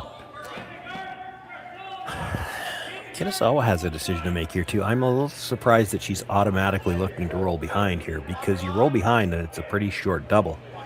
You could make a case for hitting this right on the nose. You hit it on the nose, MacMillan's going to nose it again, and you could nose it one more time after that. Now you got 2 guards. Like, you don't really want to see a blank here. Right, because you leave that short of a run, the blanks becomes almost a gimme. Yeah, you expect the double to be made.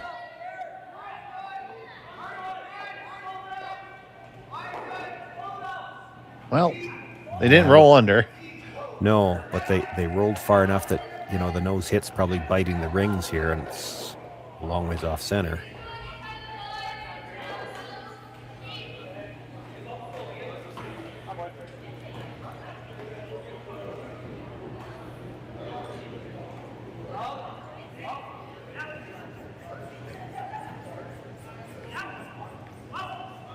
For Kitazawa at this point in time, all she wants to do is not leave a chance at the double. Just keep them hitting this stone until you can creep it out of the rings, and then you might have a chance to come around something and at least get a force. This may not get to the nose. It does just. Yeah, because if that rolls to the outside and it's not biting, she's coming around.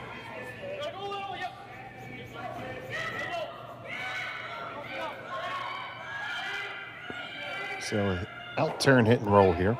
Mm-hmm. Trying to spring it a little bit lower into the rings.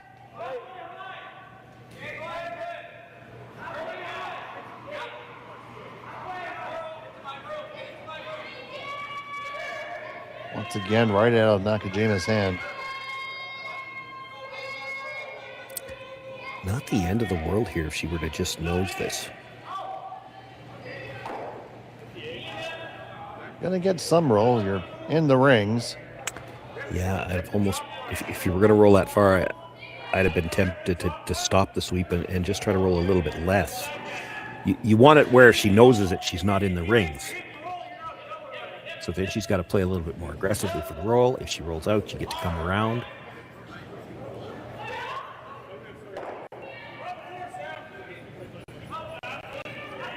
Still on the way from Tran.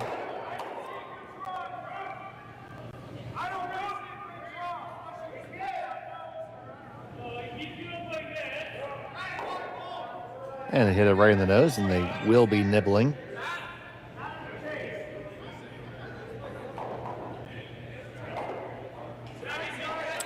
Yeah, I think you're just nosing here. Force MacMillan to make a decision. Like you make the nose hit on this, it's pretty hard to make the double peel and roll.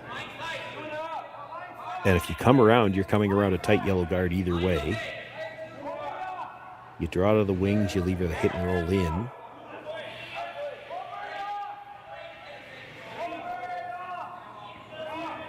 So do you think MacMillan would take on the come around?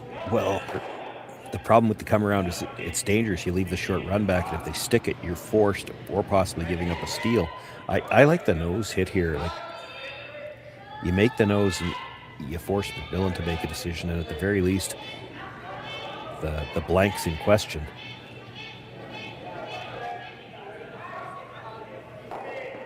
So it's pretty your good. ball, Kayla.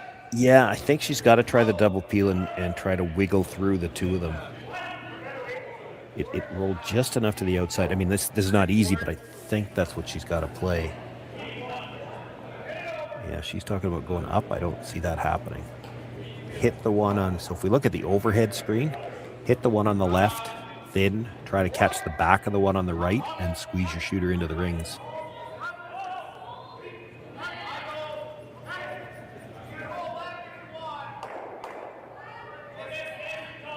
Yeah, that's what she's looking at now.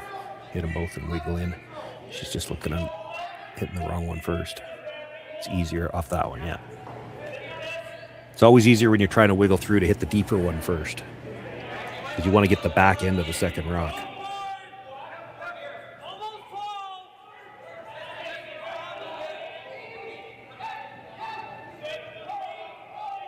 So she's figured out where she wants to make contact.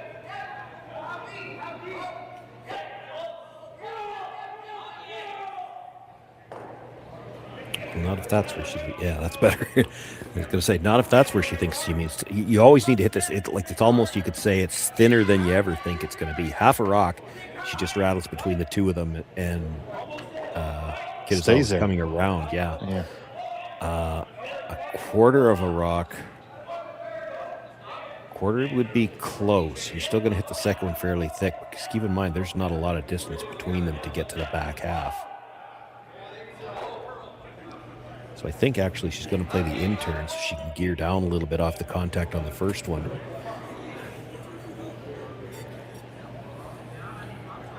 And obviously you have to come at this with some pace. Yeah, I mean, you don't have to whip it. They're so close together. It's a question of hitting the first one right. The rocks are so lively too. And she doesn't have to get, she doesn't need to spin this into the forefoot. She just needs to get a piece of the rings. More important to hit the first one right. She's hitting the first one thin enough that if you hit the first one right, you should make the shot, because you're going to carry a lot of the weight through.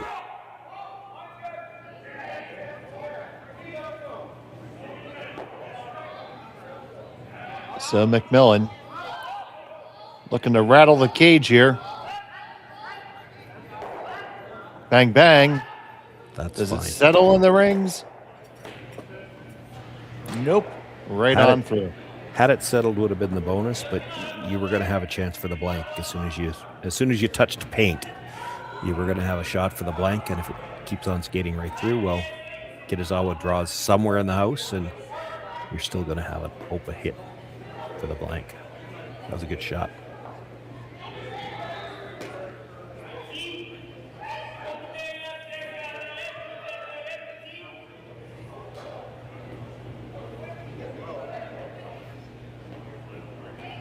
I wonder if those two gentlemen are watching the replay or playing with their phone, doing something else.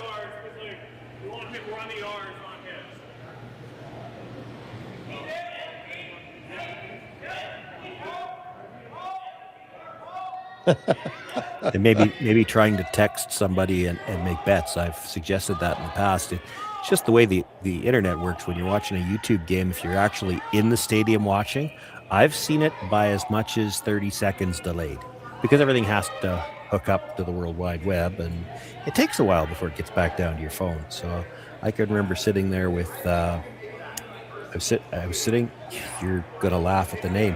I was sitting watching with Russ Howard when his daughter Ashley was playing with Carly here in Saskatchewan. And I said, well, you've got time to text Glenn and make bets on these shots because he's not going to see it for 30 seconds yet. Oh boy. Well, I think I saw the guys make that little 6-7 reference in the background, whatever that means.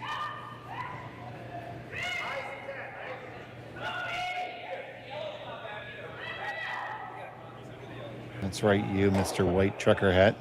In curling terminology, that means that somebody on some sheet has given up a lot of points because there's no 6 or 7 in play here. Mm-hmm.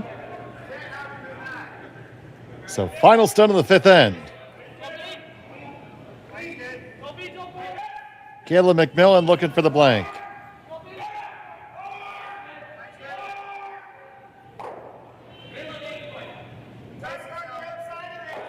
And the blank is made successfully. She'll retain the hammer in 6 when we come back on Curling Stadium. Brett, come on, man. I know Aztec's #1 for online safety training, but we really should be out here practicing. I know, guys. I'll be right there. Just let me finish this course on gas detection. Wait, do you smell that?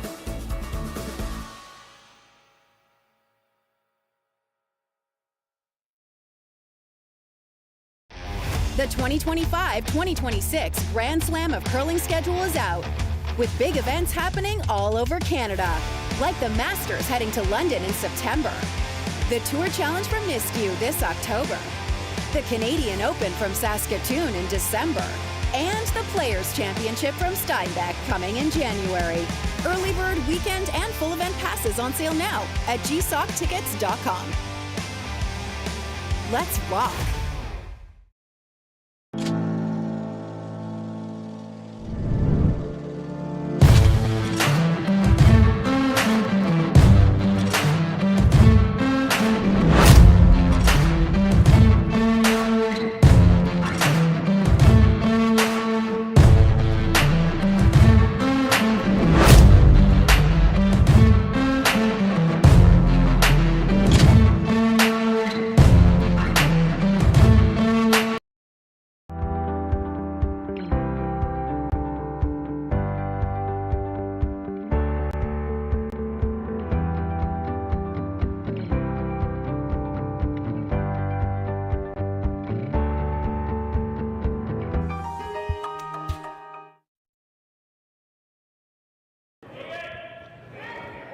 Welcome back to Swift Current, all tied up here between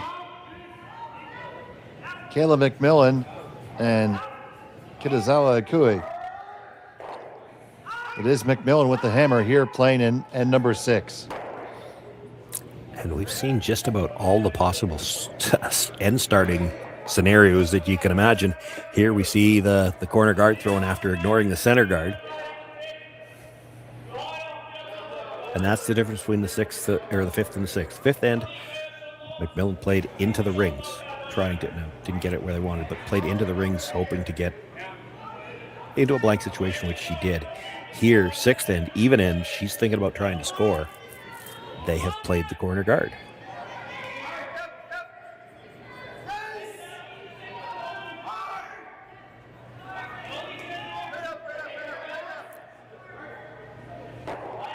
And so Kitazawa was going to throw the second center and try to make that deuce difficult to get. Maybe make it difficult for them to even use the corner guard. Just got that to the center line. Important because of the no-tick zone. Absolutely. And early on in the week, we saw a lot of rocks not make it to the center, but teams seem to have dialed in that ice now and figure out where the broom goes. Well, and you've probably heard me say this before, Dave. I know I've talked about it in the air before. One of the biggest effects I think that the no-tick zone has had, it was actually an unintended consequence, but I like it. It's worked out well. You take a shot like this where it used to be a skip, but I was as guilty of as anybody. You're playing the shot, you tight ice it, because if you rub that guard on the way by, you get it off the center line. That's a good shot. Well, now it's not a good shot. Now, if you're going to play that come around, you actually have to play the come around. You can't tight ice it and just make sure you make contact if nothing else. You have to precisely play the come around drops. Unintended consequence of the no tick zone, but I think it's a good one because now you're not playing, area plays with the fourth stone at the end.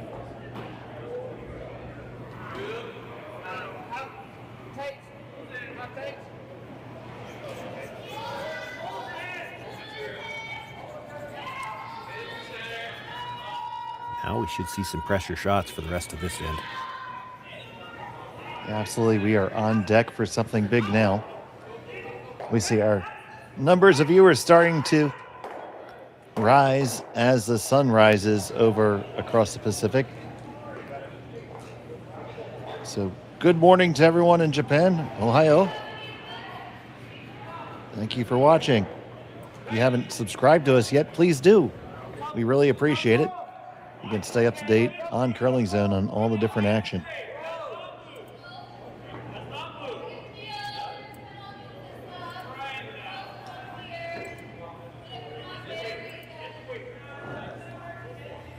I'm trying to figure out what they want to do next here, Sean. Yeah. The freeze was made pretty well. You don't really want to start walking up and peeling guards. You're back to a blank. This is opposite to where we were in the last end. Kitazawa would take a blank here because then if you force 1 in 7, you're in a pretty decent position coming home. You just don't want to give up 2 here. And they're going to have a quick talk about it. I'll get you updated on the scores real quick. On the men's side of the bracket, it's Sam Moybrick with a 5-2 lead over Ryan Jakes. That game is playing the 6th end. Matthew Blandford, 4-2 over Marco Hosley, playing in end number 7. Steve Laycock, 5-3 over Jordan McDonald. That game playing in the 7th. And it's Dustin Kaltoff with a 4-2 lead over Magnus Ramsfeld. And in our other women's game, it's Tirazzoni 6-2 over Campbell.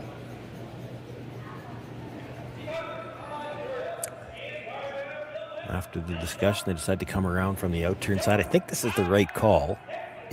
I get what the reservation is. I mean, you're putting all the play down the middle early on in this end, which is not necessarily the way you wanted to play this end, but you've got a chance to sit 2. Gotta get around the guard.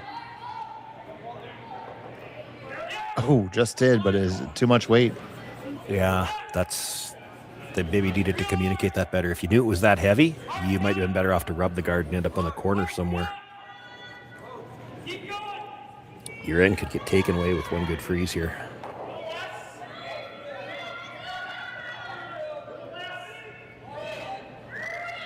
Doesn't have to be right down to it either. She could bury this just on top of the tee line and perhaps be in a good steal position. But if you freeze to the back one, there's not a lot of scoring area left. And the 2 for the time being is, the danger has been reduced.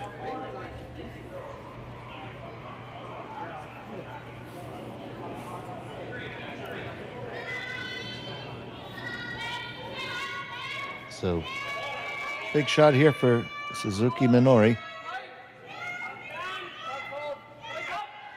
Not sure she's get by. I think they can hold it, Sean. I do, and they did not. I was trying to have the power of positivity there.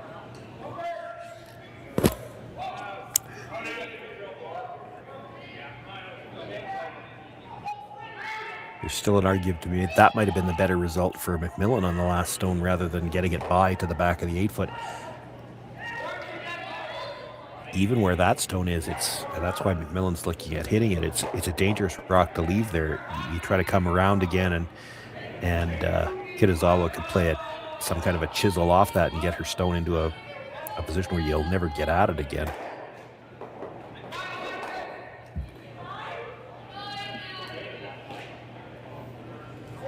So like you said, as expected, high pressure shots all the way through the end from here on out. Yeah. The roll here is so critical. It's not actually important that you get into the yellow one. Even if you are a little thin on the first yellow and come into the side of your own, you need to take away the draw path to that back red one. This might be a little thin and a lot of spin. This is going to roll a long ways. She did get the yellow. She's pretty good there. That's not bad at all. They lie 3, and you look at that. MacMillan lies 3, of course. How does Kitazawa lessen this? Well, she's got the yellow red she could play. The problem is you don't want to pop back out into the open. What if you catch what you can see of that red one there? You might be able to double the top 2. Yeah, I think you can. So that's probably the best outcome if you can make that happen. Yeah. But boy, if you ever just stuffed it and left it right there.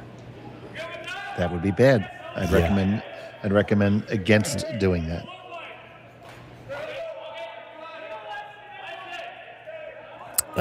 I don't hate this.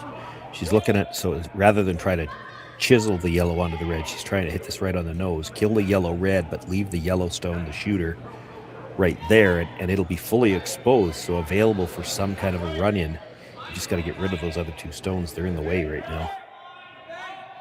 She does not want to roll to the outside at all on this. You roll at all to the outside, it gives MacMillan room to get to the inside of this and again, flop under cover.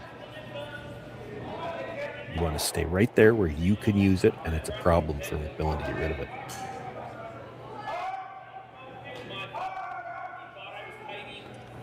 So Nakajima.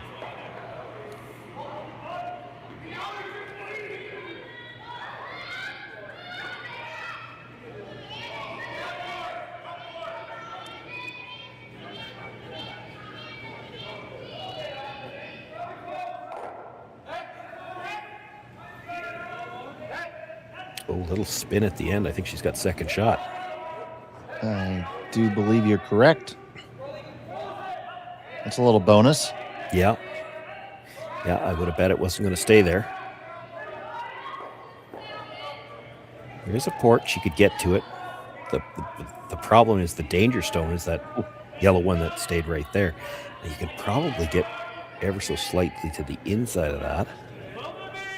You ever try to shoot the port and you miss, you might raise that yellow right under cover. Yeah, you might. There's been so much movement to the corner, and the stagger's right on the guards. I think it's there. The problem is this is the dangerous rock. The one they're trying to hit right now is the one that's causing the problem for it because it can be raised up.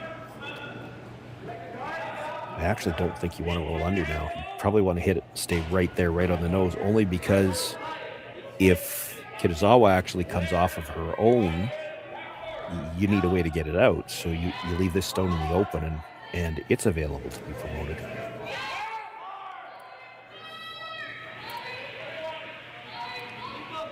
Boy, if you chisel it onto the yellow, it's liable to come to the back one. No, she's got the nose. She's good. Yep, dead on the nose. MacMillan shot stone. Second for Kitazawa.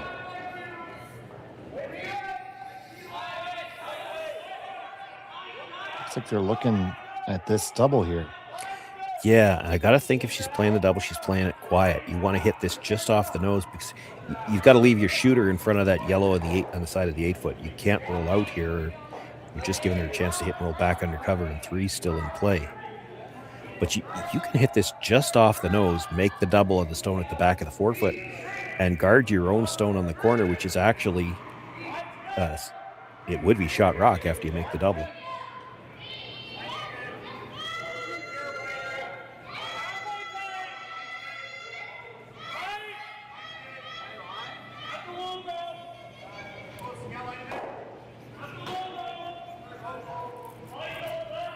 I think you're playing the port for sure. Yeah, I think that shot's certainly there. Well, the port's a little bigger, and it's tougher to do anything with that yellow. You can't see all of it. Like you could maybe run it onto the one on the top 8-foot, but you make the hit and roll here, that would still leave MacMillan sitting 2. You could draw a tap on it, I guess, but I still think this is the right call.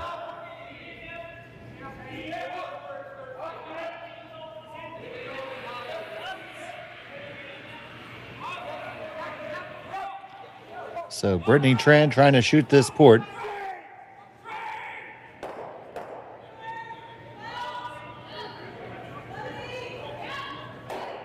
Starting to curl now. Hold it out there. Past the red one. Just by. And you make it there. Big scrub there. They weren't worried. Yeah, still, it's left the shot, though, to hit and roll in behind cover for Shot Rock. Probably easier now. Yeah, I mean, you have to throw a little bit more weight, I think. You don't have to whip it by any means, but hard to make it with, hack or bumper. You'd have to flirt with the yellow one and a 12-foot. Probably more of control weight here, which is fine.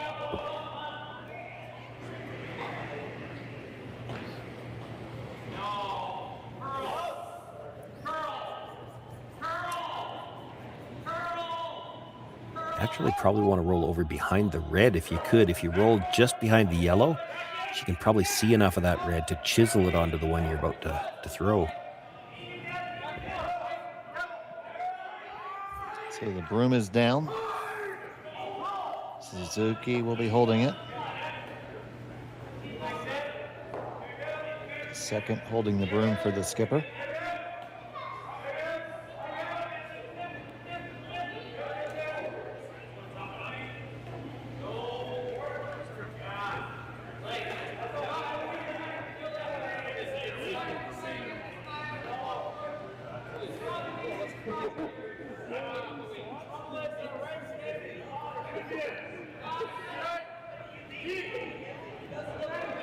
First to two for Kitazawa. They picked this one up right over her hand. It looked like she might have pointed it out that way a little bit. Definitely. Can they hold it there? Can they hold it there? They get it. They just dead nose. Well, and you don't even have to play that now. It's third shot. Just looked like it was right on the release. Just a little turn.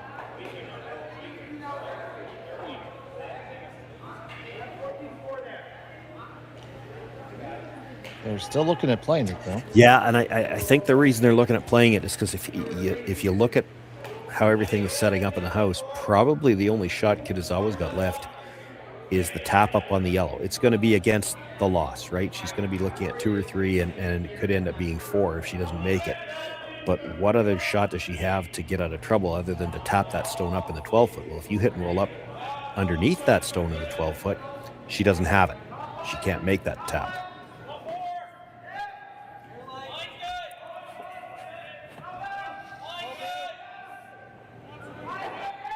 Saw them gesture for even a longer roll. That I don't like. Like, if you're playing this hit, you're trying to take away the tap.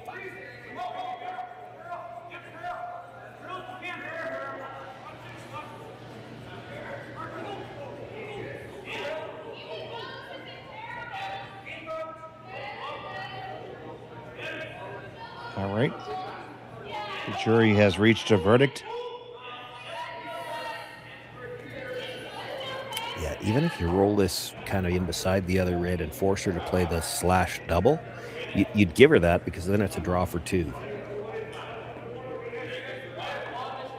Just don't want to leave her a shot to get out of the end here.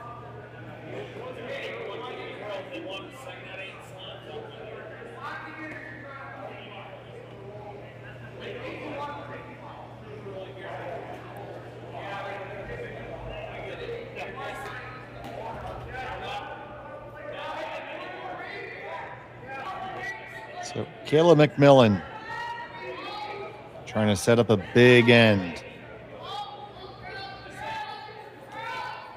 Trying to walk it over. It's still on the guard. Does it get past it? Yes, it does. But it's going to fall all the way out. That could be the way out. There's a double there. Yeah, there's a double at the back. She's looking at the freeze, but that's tough. Like, it's easier to get there with the hit and roll, actually. I think you got to throw the double. Yeah.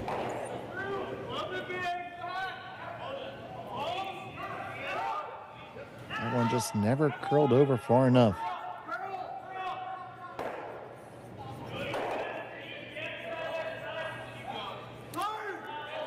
You got plenty of cover to be under there, too. And yeah, and you're high enough up hitting the first one that you might get, if you can get to the front end of the second one, you'll actually spin up a little bit and further in behind cover. It looked like part of what they were worried about, so they're trying to hit this first one fairly thick. They may have been worried about getting the second one out, because I saw Suzuki walk up to the front one to take a look at the yellow, and presumably she's wondering, well, how far do we have to get that second red one to make sure that we're second shot here at the top.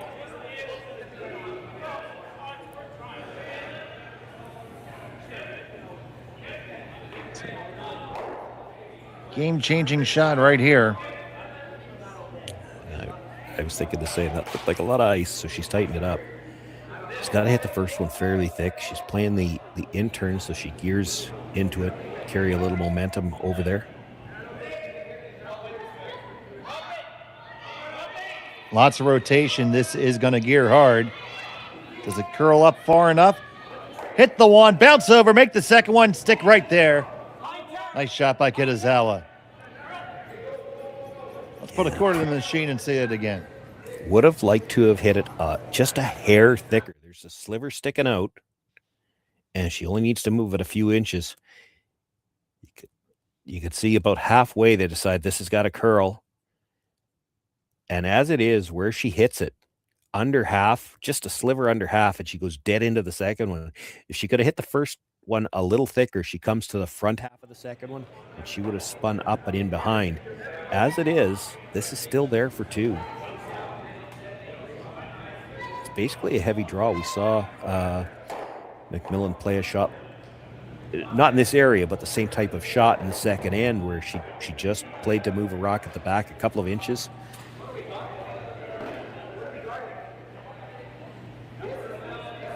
So, she's got ice water in her veins. She doesn't have a problem throwing this shot. It all becomes a question of the line. I have iced tea in my veins.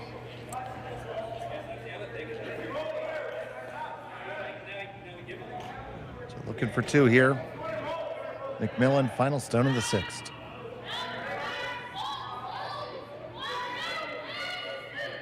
Delicate shot, got to make it just right to manage the weight and the line. Holding it straight, getting close to the guard. You're by it now.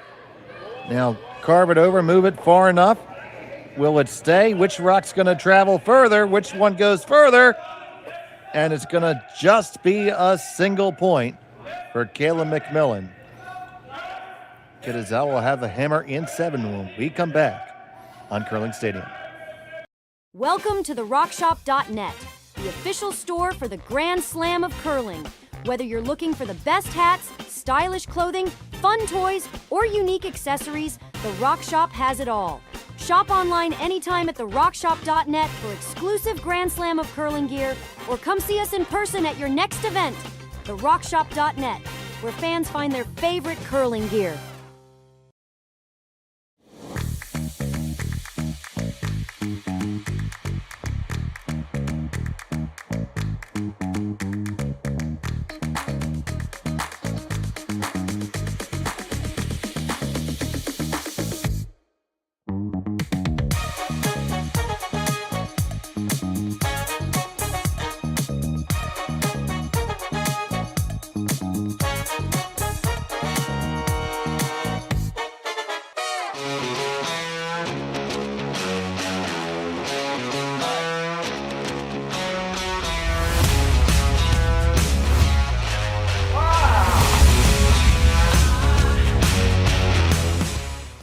Developed over a decade in collaboration with the finest ice makers this side of the Atlantic, the Pebblehead PB5 is nothing short of a triumph of sophistication and craftsmanship.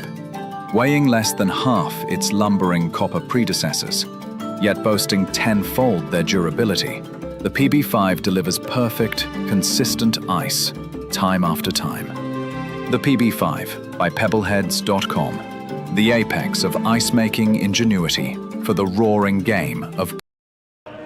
And welcome back to Swift Current. A single point for Kayla MacMillan. Kitazawa has the hammer there, and Sean, Kitazawa has to feel great about that. Yeah. It was looking like a deuce. She made a good double with her last one, actually, and she spun up with it. She might have been able to even pick up a steal there. But made a difficult shot for Kayla MacMillan. I thought she would have thrown just a little bit less weight. She didn't need to move that rock very far as long as she stayed herself, and a little bit less weight would have given her more chance to finish after she got by her own stone at the top of the 8 foot. But she does pick up her single. She's got the lead here as they play in 7. And these 1 point leads, as the hammer goes back and forth as you play late, it's always fun to watch the cat and mouse. We saw MacMillan throw to the corner. We saw her in the 5th end, I think it was, throw the rock into the rings. Here, Kitazawa was coming around the center. Didn't get it buried, but she played the come around. We don't get to see these teams enough to know what their particular preference is, and I think it comes down to ice. You'll hear teams talk about, what is your preference? Would you rather be 1 down coming home with last rock, or 1 up without? And I think the stats show you're still better off to be ahead, but I take the argument that it depends on the ice surface. And on this surface, it might be better. And there's your friend, Dave. Yeah, there he is. For those who remember our last event here at Swift Current last year, there is the Swift Current Superfan. Watch for the rest of the week. He will be plastered behind that glass in an Islanders sweater. And you have to at least give him credit for being a loyal fan to that team. And we had spoke with the management of the club. He doesn't even curl. He is just a curling super fan. Well, he's watching the Saskatchewan women's team that's out there. Jolene Campbell is playing on that sheet, so he's also playing she's also playing against Tirinzoni, and Tirinzoni has a following wherever she goes too. So back to the point about this end. Now, Kitazawa, does she want that hammer coming home? If she does, she wants to play for the blank here. I would almost argue on this surface, you might be better off to be up, because the deuces are hard to come by. So if she gets a chance to set up for 2 here, I would suggest she take it. But on a lot of ice surfaces, especially the stuff that we see all the time where you've got 5 and maybe 5+ feet of curl, I would make the argument, and she's going to play for the blank. Okay. I would make the argument you might be better off to play for 2 coming home, because the 8th end is different. Deuces might be hard to come by every other end, but in the 8th end, if you need a deuce to win, you're not thinking about defense. You're not worried about keeping the blank alive. You're worried about scoring 2. So it's different. It's really hard to stop a deuce in the 8th end on the ice that curls 5 and 6 feet. Maybe not as hard on this ice. So, didn't want to do that. Yeah.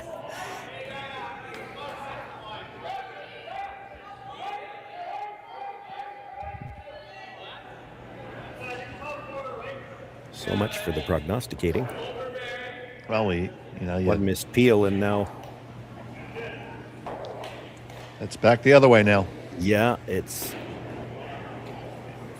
you can take a look at it from the other side. For MacMillan, she'd love to see a single point go on the board. She doesn't care who scores it. So the fact that there aren't very many rocks in play right now actually works to her advantage. It's either a blank or a single, and a single is good for her either way. So they're drawing around this guard, and they're going to come into the rings.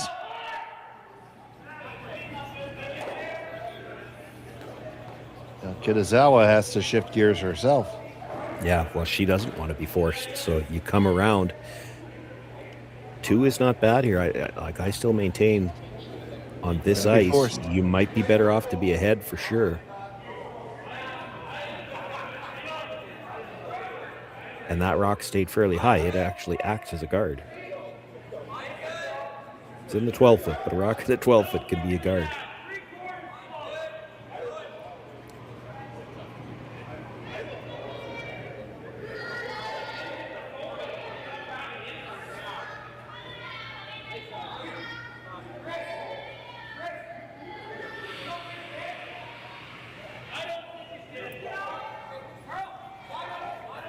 So gets around the first one. They're bringing this for weight right now as much as anything. She had plenty of room coming by. Yeah, just not enough steam.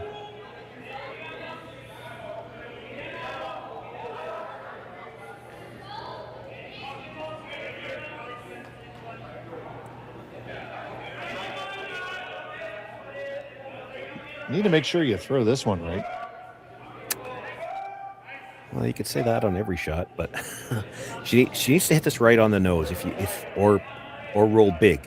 What you don't want to do is roll Right. rock good, because then she makes the double and stays behind cover. You hit it right on the nose and you actually make the come around real tough. This is over curling. It did overcurl. Might not even kill it. It does not. There's no weight on that either. I So don't know if she would have killed it if she hit it on the nose. So the plot moistens.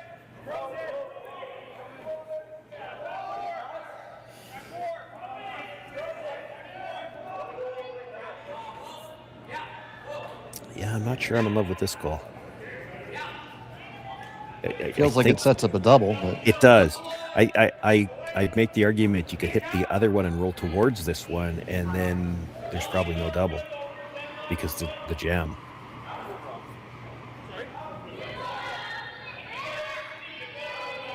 I get that she wants to hit something, because you'd like to get back to a possibility of a blank if you don't get your two.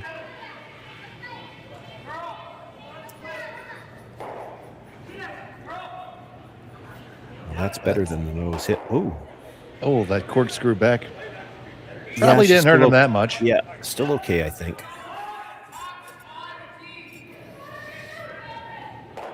It was a very nice roll.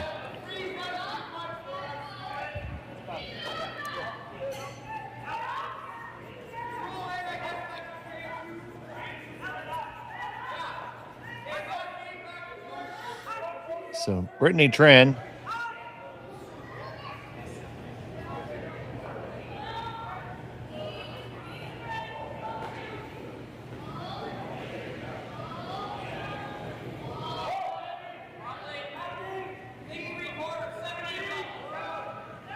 this looks like it's just going to be pretty much nose and roll a little bit. Not the worst place for a roll, but yeah, it definitely rolled the wrong way. I mean, there's a double on the reds, and then you're back to, if you're Kitazawa, you're getting either a deuce or a blank out of this.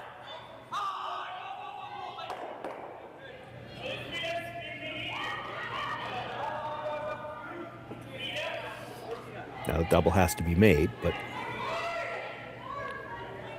you over curl and miss the double, you're probably rolling behind cover too. So here's the last stone for the third Nakajima.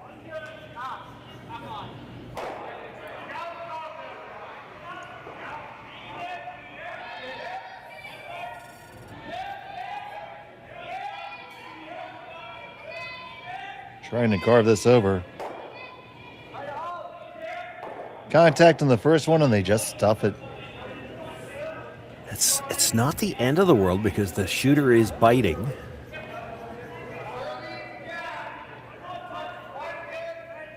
MacMillan, when she goes after this, she almost needs to roll open far enough to leave the two reds even. You don't ever want to leave a chance at a double now, and then you have to expect, well, or do you? I was going to say you have to expect Kitazawa to come around, but she could play the straight back yellow onto the red, try to stuff it in behind cover. The center line guard is so high, I don't think she has to worry too much about the steal right now. It's what can she do to set up the deuce. So Kayla goes through her pre-shot routine. Leans the stone. Off with the glove. I think you want a broom side roll right to where the broom is, actually. We have one of the other Japanese teams watching here.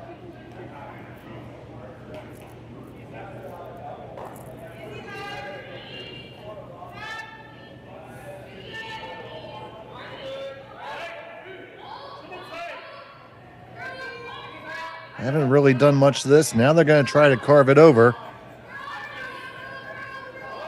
and get a piece of it and roll open, and pretty well even. Clear out the back. No.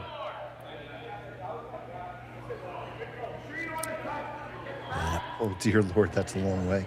It is, and it's flat. But I mean, even if you roll right where she's circling the ice now, if you roll past the guard over where she has to make a play on it, there's a chance she's leaving you a double. Critical to roll past the guard here. Right.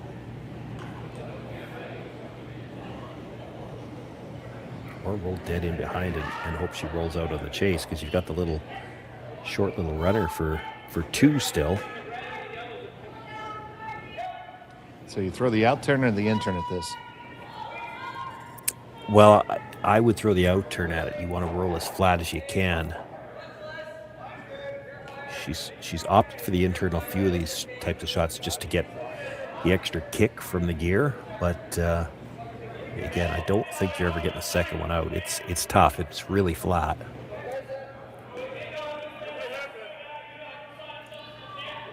I'm not 100% sure. So it looks like they're playing the long roll for sure. Mm-hmm. You can't pick either or here. You got to pick one or the other. Like they've indicated both, but here's the problem. If you roll just past the guard so that it's wide open, you leave it too easy for her to hit and roll back in behind or out to the other side. You want to get close to that second roll. Rolling past the guard, you want to get over there far enough that she runs the risk of leaving the double. Or you're rolling behind the guard. There's 2 feet difference between those rolls. It's not either or. It's got to be one or the other.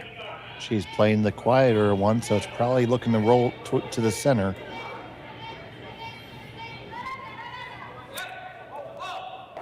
Get the hit. Rolling right to the center. Leaves just a little bit exposed, but that's pretty good. I think that's a great outcome, Sean. Yeah, because now you got to play a delicate shot to get that out. And if you stay right there, you can take a look at it from the overhead. She's going to leave double or angle for a double, which would be for 3.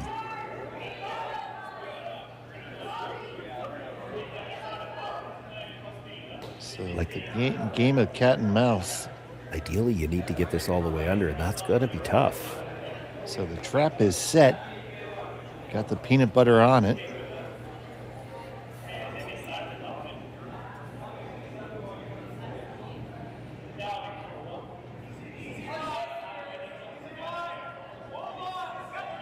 Big shot here from MacMillan.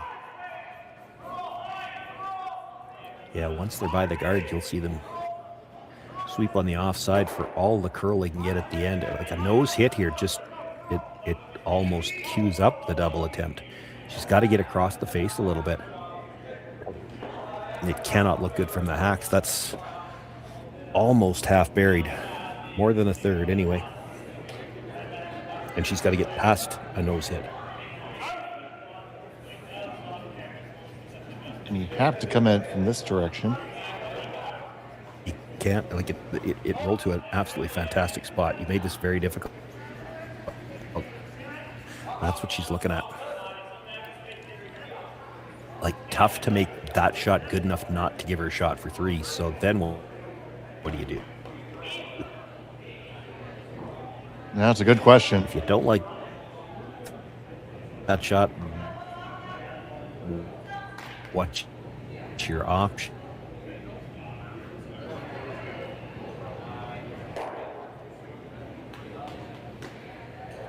Yeah, they're trying to figure out. Could you hit it thinner?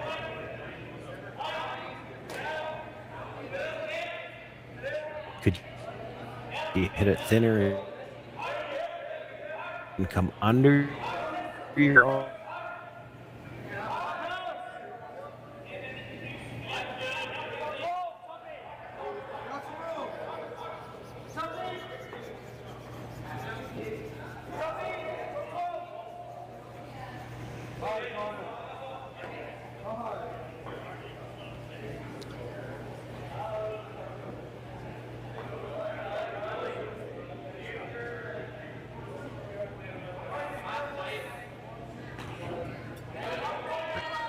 So MacMillan settling in.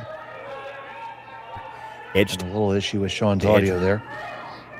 That Yellowstone, but then she's going to have the yellow straight back for 2.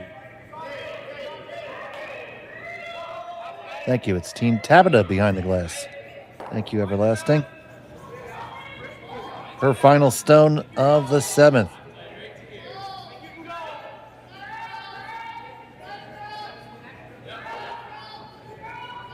This one's coming up.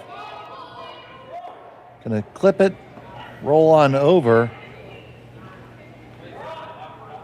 So is that good enough, Sean, if you're still there?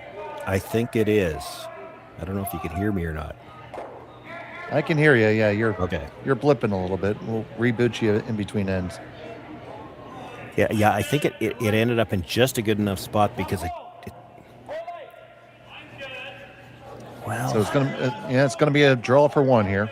Yeah, there's a shot for 2, but it's really risky. Like she'd have to run the yellow slightly across the face of the one at the top of the 8-foot, clip the second one. Now her shooter would roll in. That's where she'd get the second point.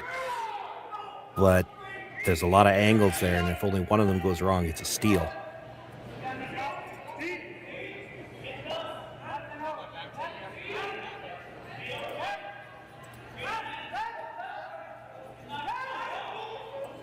So, Kitazawa, final stone of the 7th end. Draw for 1 to tie.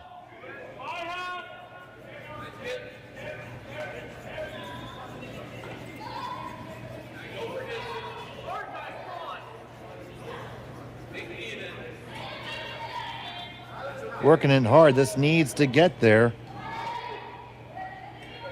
Got the whole 4 foot to work with. And they put it right there for the skipper. Chalk 1 up for yellow. And 4-4 is the score. We'll be back with more after this on Curling Stadium. Hey, Mark, you ready for this game tonight? Yeah, I'm excited, man. Cupsy, what are you doing over there? Don't worry, boys. Was just on AztecSafety.com, took a fire extinguisher safety course. Paul, I'm putting out the fires from now on. Woo!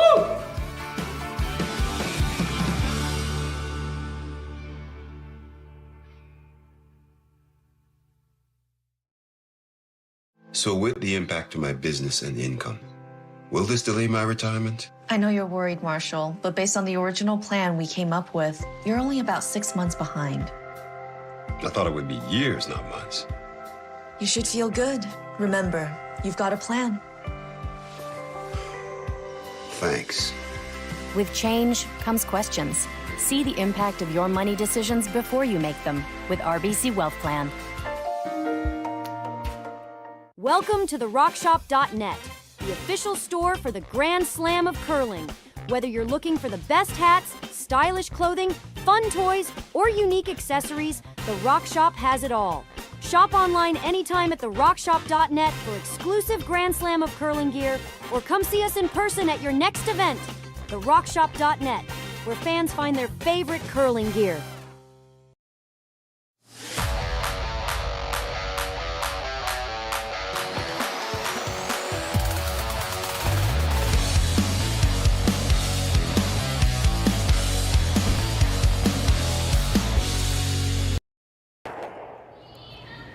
Welcome back. It's the 8th end of action here from Swift Current. All tied up.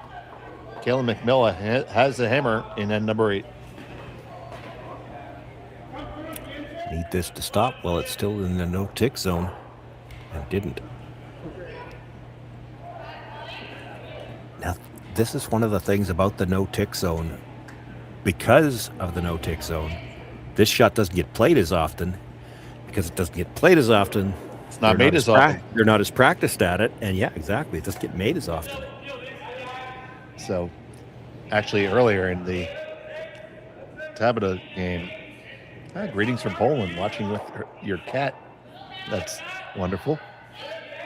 The Wood Curling Club in Poland. But yeah, that's we had a time in Tabata's game where they pushed the guard all the way through, almost into the coffin corner, and then want to kill the one in the back so it couldn't be frozen to, and end up ticketing into the back 12. there is exactly what we were just talking about. Not far off being made, but they haven't probably played that shot a lot in the last couple of years and taps it too far. Now you want to split center.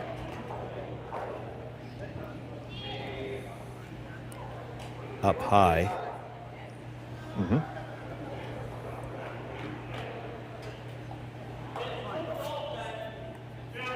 And you'll have a nice little wing to work with. Yeah.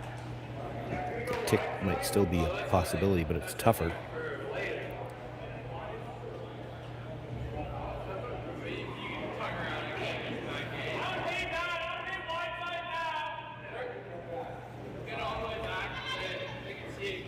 Working this one hard for distance.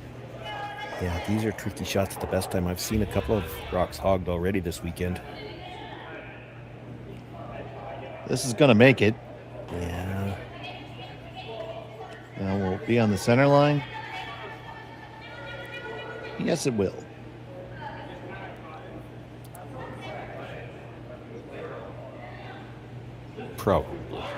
Probably, yeah. It's one where you'd probably see that in an officiated competition, they do have a measuring device to determine if it's on the center line or not, and you'd probably have to bring it out for that one. I don't think it matters. She's going to look to come around because you know there's already going to be one guard for sure, so you might want to beat them in.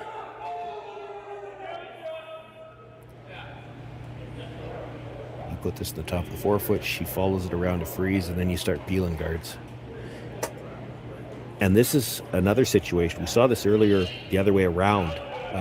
The Kitazawa team opted to simply peel the tighter guard, and that might be what you see MacMillan do here. That long guard by itself isn't guarding much.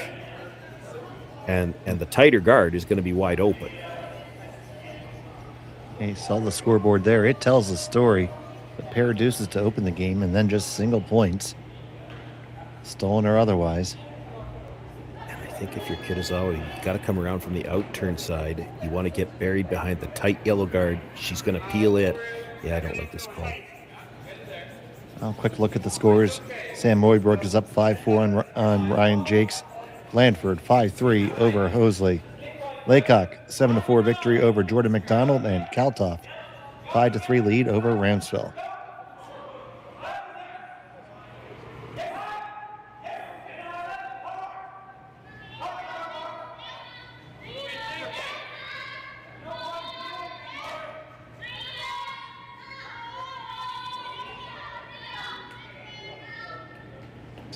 On the come around.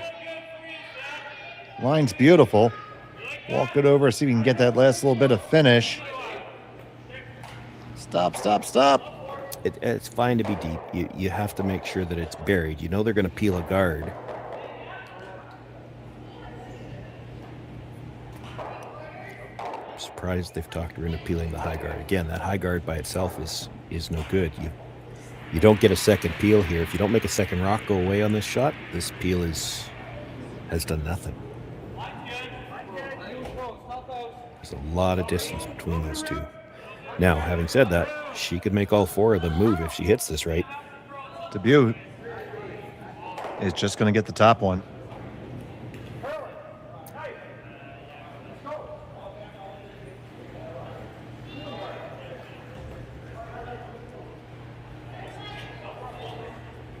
So, here comes the guard.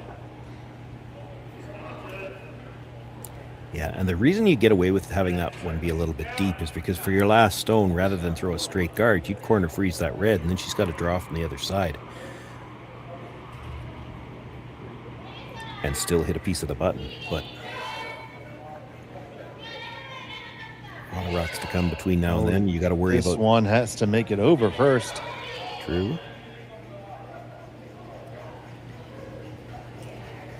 Working hard. Kitazawa is going to give it that extra 3%.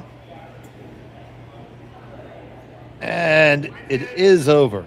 Perfect. I still don't think I'm hitting that one. Curious question. If it were to corkscrew back onto the hog line, does it count as being hogged? If it stops on the hog line, it's hogged. That's what I would think too, but I've never seen one corkscrew. No matter how much they corkscrew, I've never seen one just corkscrew backwards. That one is, almost caught one on the way by, but did not. I'm still a little surprised she's playing that one. If she doubles the two that are, the yellow tighter to the rings and the red out of the top of the 8-foot, how does she guard a rock in the back of the 4-foot for the whole end when this long guard is going to be off the center line too? Now, again, this has to be made 1, 2, probably 3 more times perfectly. If she ever gets them a little tighter together, the double peel becomes a little bit more plausible.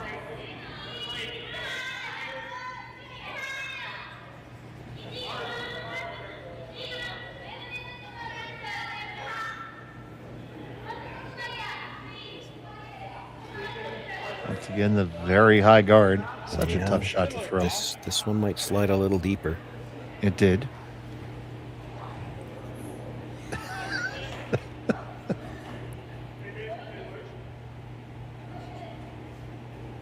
Not as much room between them this time.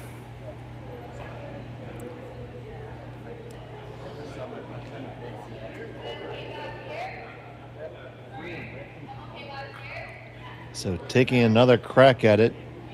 This time it's going to be Brittany Tran.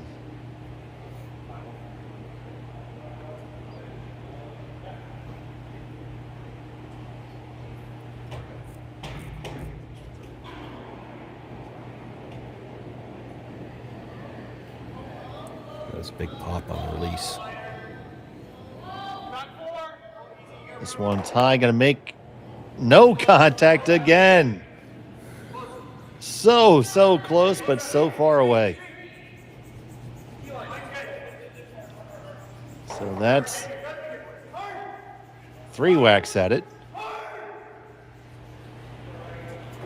Well, they're going to get at least one more, and I think you might have to throw the guard over on this side twice more. The question will be, does MacMillan on her first stone, does she still try the double peel, or does she play the draw?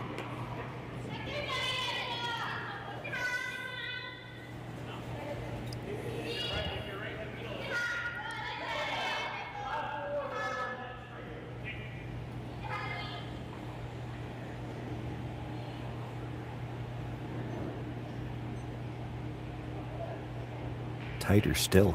It's getting where it's hard to not touch the second one now. Yeah.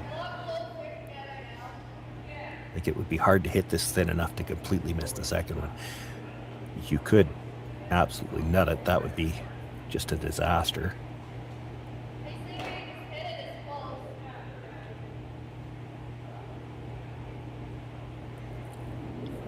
So Tran settles in to try it again. Little lower degree of difficulty this time. Yeah, doesn't have to kill the second guard. If she could get it a foot off the center line, it changes everything.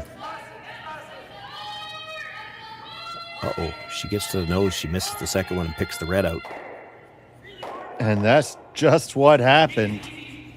Yeah, that falls under disaster. Yeah, that's way worse because that stone behind the 4-foot, or behind the button, now she can make a better one.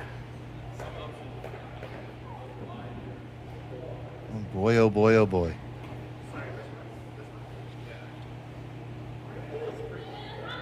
Is that just me, or is that Eugene Ritzik behind the glass? I don't see him. No. He always has the toothpick that he's fiddling with. The gentleman with the cap is very much fiddling. That is not Eugene. No, it's not. No. Better look, but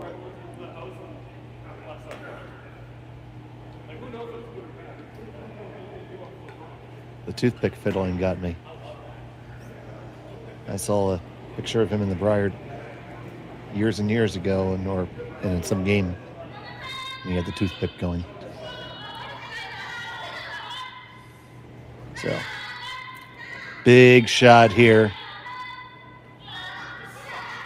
Kitazawa with her first. Yeah, it looked heavy from the start to me, but they had to go a little bit to make sure they got by. Needs to simmer down. MacMillan's got a draw now. doesn't have a choice anymore. So the draw is the call. The broom is down. You want to be, what, just in the 4 foot? Yeah. You could make an argument for playing it on the other side, too. They might have wanted to talk about this just a bit. You bury it on this side absolutely dead perfect. She's going to play the double run on the yellows. And then how do you get in? Whereas if you play the out turn, even if you're only half around, if she makes the in turn draw, you've got your own to tap up. I mean, either way, you make a good draw here. You force Kitazawa to make something. But if she does, I don't know what you're going to have left.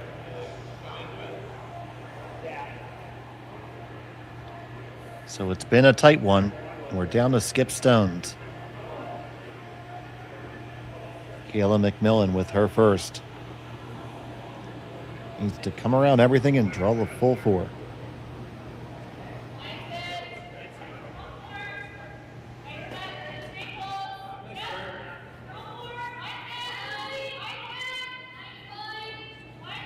Lindsay and Lauren are there on the brush.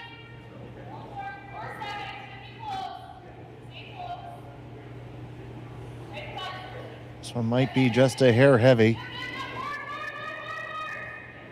Not too bad.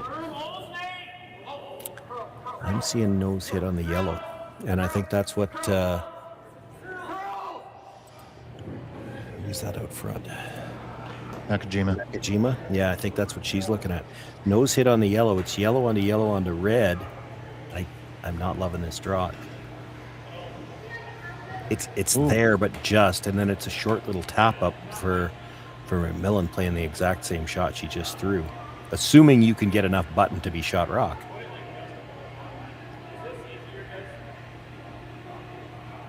It has seemed to be the straighter side, but well, the other thing is yellow onto red, where the yellows are going to end up. Because you don't have to throw it big weight. You just need, hack weight. You're not trying to necessarily kill it. It's a matter of dead jamming it properly. The out turn side's going to be gone because all the yellows are in the way. So you've got an in turn. I mean, it's essentially the same draw, except if you stuff it perfectly, she's not going to be able to see very much of the button. So Kitazawa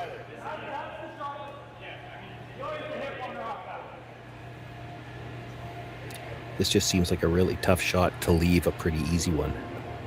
She taking on the out turn draw. Needs half the rock on the button. Winner's guaranteed some kind of playoff berth. The loser is going to have to rely on draw to the button. This one has the line. It's at the weight good. The line's going to be pretty good if they get it there. Take that last little bit of curl. Carry it there. You need the button. You didn't get it, and that will be the game. It's a final score of 5-4 in favor of Kayla MacMillan. And they take this game. Sean, back and forth battle, and yeah, just little shot here, little shot there, eh? Yeah, it is. That's all it came down to. A big win, though. We talked about it at the start of the game. I only just thought to mention it again as she was setting up for that shot. Winner goes to 2-1. They know they're into some kind of a playoff berth with the format that we're using here. The loser now drops to 2 losses, and that means there's 9 teams here with at least 2 losses. So they'll go to the draw to the button scores. We don't know how many teams yet are going to end up at 2 losses, but somebody's going to get in off draw to the button, the cumulative draw to the button scores. We don't know who it's going to be. That's just the spot they've put them in now. Kitazawa will have to sit back and wait and see how many teams end up tied and whether their draw to the button's good enough to get in. Well, that's going to be all right now from Swift Current. Stay tuned because tonight at 9 o'clock Central, we have Mike McEwen versus Reed Carruthers. Join myself and Terry Corbin for Curling After Dark. But for now, from Swift Current, for Sean Joyce, Matthew Hone, Kaylee, and Jerry, I'm Dave Schmel saying thank you for watching. Have a great night. Arigato gozaimasu.